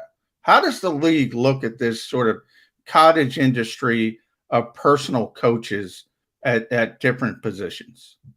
It's a good question. I have a story coming out in a couple weeks on something that kind of touches on this, but I'll say that in the past, it was a lot harder for teams. I think it's getting easier now, because there are so many ways that you can give a player a concrete plan going into the offseason and say, like, I know you're going to go work with somebody else. Here's what you tell them to do. And if they're telling you something else, I'm going to know about it when you get back. And then, you're going to have to deal with it. And so I think that there's a lot of ways around that now. I actually think you're seeing a little bit more harmony between the training staffs and the players than you have in the past. That said, I think some of these guys are doing more good than harm. Like if you look at Duke Mayweather, the offensive line guy, I think he's had some incredible classes of guys come through there, and especially, guys that might just need a little bit of seasoning, minors who went to the Broncos, just kind of guys like that. You need to get your hands on a little bit and just get them a little bit of seasoning. I think they're incredibly useful for stuff like that. I think all the other stuff is hot air. I think, the quarterback tutoring guys, I think, do a nice job, at just preparing them, teaching them how to study, teaching them, how to behave at the next level. And that's certainly valuable. But I do think at times we probably make too much out of it in general, in terms of like, oh, well, he had this guy before the draft and he had this guy, so I'd rather draft this guy. And, I think some of that stuff is a little overblown. Now, the third point there is that Kyle Shanahan sent Trey Lance to his best friend, John Beck, who has a burgeoning business there. And, that was a big part of the evaluation. He wanted Beck's eyes on Trey Lance constantly for a long period of time. And whatever intel he got back there must have informed him in the process. So it's interesting. It's kind of all over the board, but I think some of these guys help, and some of them probably are better at talking about how much they help. Conor, last one. And this always grabs my attention. If I hear has never happened before, it grabs my attention immediately. A tight end has never been drafted in the number 4 spot in the NFL draft. Philly kid Kyle Pitts. Some Eagle fans were up in arms when the Eagles traded down from saying, we're going to miss out on Kyle Pitts. No, you didn't, because he went 4 coming off the board. I fielded several calls last night on my national radio show about Kyle Pitts, from he's going to revolutionize the tight end position to how the hell did the Falcons not take a quarterback at number 4? Matty Ice, another Philly kid, is done. What's your read on Kyle Pitts? What is his upside? Is he going to be able to get the Falcons an improved status in the league as soon as his first year in the league? Yeah, I think it's a great move for the Falcons because you're essentially just getting a slightly heavier X receiver that you're going to get to pay as a tight end throughout his career, and you're probably going to use him more like an X receiver anyway. And if you look at the disparity, the George Kittle contract kind of caught tight ends up a little bit. Now it's like a $7 million difference in average per year. But if you're Atlanta, who cares? You can line this guy up all over the field. You were going to do that anyway. Let him beat up on small cornerbacks. He's going to be a matchup nightmare everywhere. I'm going to be interested to see how many times he actually lines up, in line, Right. and next to a tackle. I doubt it. It's going to be a whole lot. I think he's a better blocker than he's given credit for. But in this offense, they're going to let him rip, and they're going to want him to get yards after the catch. It's going to be like a combination of George Kittle and I don't know who are some of the better X receivers the 49ers have had over the years, but I think it's going to be really interesting. I think that they're going to revolutionize the position, maybe, but I don't know how much of a tight end he was to begin with. I think that this guy was always kind of just a bigger X receiver with great size. And so I think it's a great move for the Falcons from a lot of different perspectives. Sounds like an argument to be had down the road as to what position he plays for tag purposes. Yeah. We will certainly be getting you back on well before we ever get to that, which is years down the road. Great insight today, Conor. We appreciate you hopping on board with us. Thanks much. Thank you, guys. Appreciate it. Our pleasure. Conor Orr, Sports Illustrated national columnist, really good, giving us some good insight here. All right, John and I will be back. We'll put a bow on the show. Come back to watch us close out Birds 365. If you missed any of today's show on the JAKIB Media channel, listen to the podcast on your way home. Available on YouTube, Apple, and Spotify. Welcome to the Wildwoods, the perfect place where you can safely do everything or nothing at all. Catch a wave, take a nap, go for a drive, grab a bite. It's your vacation, and we're doing everything we can to make it a safe one. The Wildwoods, your vacation, your way.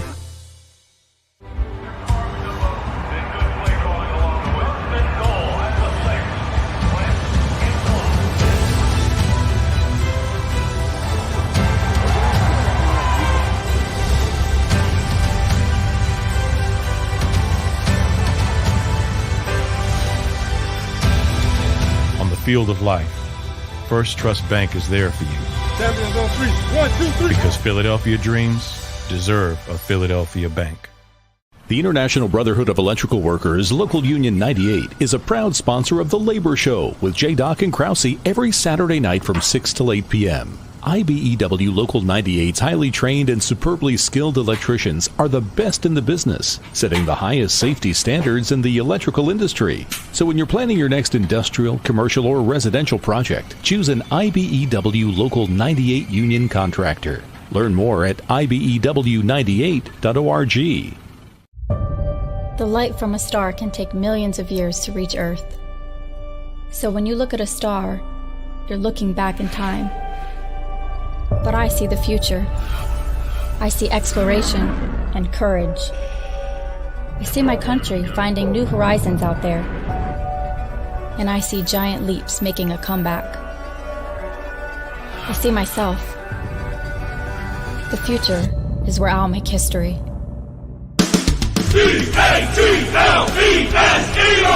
Jody Mack, the legendary sports talker, joins forces with NFL insider John McMullen.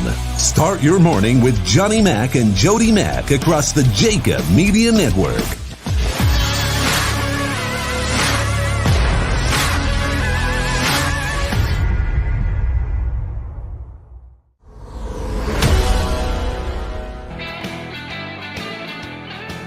He is John McMullen. I am Jody McDonald. We have a Mac guys. This is Birds 365. Want to thank both Conor Orr and Paul Domowitch, two real good guests today. Guys brought a lot to the table when they hopped on board with us.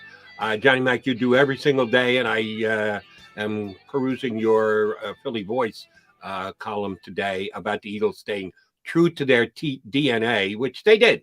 not in the first round, and that's what you and I argued with for weeks leading up to, because I thought they were going corner or wide receiver, which they did, but they got back to their DNA with all their picks thereafter, even their free agent signings after the fact, undrafted kids. The one that I'm not sure about yet, I like the fact that they did go for the home run hitter with their first round. I'm good with the fact that they stuck to their DNA thereafter. I still don't know how they feel about linebackers. We've got a new defensive coordinator and a whole new defense. Jim Schwartz had some very strengthy beliefs about what linebackers' value is in this league. Not much. Don't know if that's going to change with the new defensive coach and the new defensive staff. And with their moves, I don't know what to make out of their evaluation of linebacker and how important it is and how they're going to be deployed. It's something we'll probably talk about more in length tomorrow because we're running out of time here. I just wanted to get your first impression. What do linebackers on the Philadelphia Eagles mean? Yeah, I don't think anybody knows. I think you bring up a good point. The only inkling I get is the Eagles moved Jannard Avery from defensive end to linebacker, made that clear in the offseason. And they drafted Patrick Johnson in the 7th round, which doesn't mean much, but he was an edge player in college, and they're moving him to linebacker. So maybe they have a different philosophy when it comes to the strong side guy. Maybe they want more of a blitzer there. And then the kid from LSU, Jacoby Stevens, was a safety, essentially. They listed him as a linebacker. So maybe they're also looking for that hybrid type player. Damo mentioned the 3 safety look, the big nickel look, whatever you want to call it, the positionless player that we always talk about. Everybody talks about it, Jody. You hit the nail on the head. I'm going to give you credit for this. With JOK, and you brought up Isaiah Simmons. Everybody saw how Arizona struggled to get him involved. You mentioned that. Yep. And all of a sudden, JOK falls from, top 15 potentially to 2nd round because people can't figure out how to use these guys. They talk about it. It's similar to what I said about Kadarius Toney on the offensive side. When you have that weird kind of fit, as a coach, it's tough to remind yourself to get to it when the bullets are flying, so to speak. I couldn't agree with you more. Sometimes that guy is a stone cold difference maker. If you figure it out, if you come up with the pieces around him that allow him to be a freelancer, then he can be an MVP type candidate. But if you don't, then you have this tremendous athletic talent that you're kind of like watching withering on the vine. And that puts a lot of pressure on the coaching staff. But that's what coaching staff should want. They should want the pressure to try and come up with guys that can make the team great. All right, brother, we be out of time. Good show today. Enjoyed it, as I have each of the 21 shows we've done. We'll do number 22 tomorrow. Is that good by you? Hey, Kyle Shanahan, I said it. We're here. We're still here. Day to day, Jody. Maybe. We'll be here. We're going to do it. We'll be here tomorrow and the day after that and the day after that. Next week, we'll figure out. But we'll be here for the rest of the week. Thanks to everybody for tuning in. Don't forget, go to the YouTube channel. Click on the feature that tells you about where you can win that Devonta Smith jersey. We're giving away subscribe to the YouTube page. We're giving out 10 Devonta Smith jerseys. Share the show. And, hey, Birds 365. We're having a great time. You've got to check the description of the show on the YouTube channel. Make sure that you are subscribed, and then you are entered. We're looking forward to giving away the Devonta Smith jerseys next Wednesday when they reveal the NFL schedule. We'll be talking about it all week this week and leading up to it next week as well. We appreciate you tuning into the Mac and Mac guys here on Birds 365.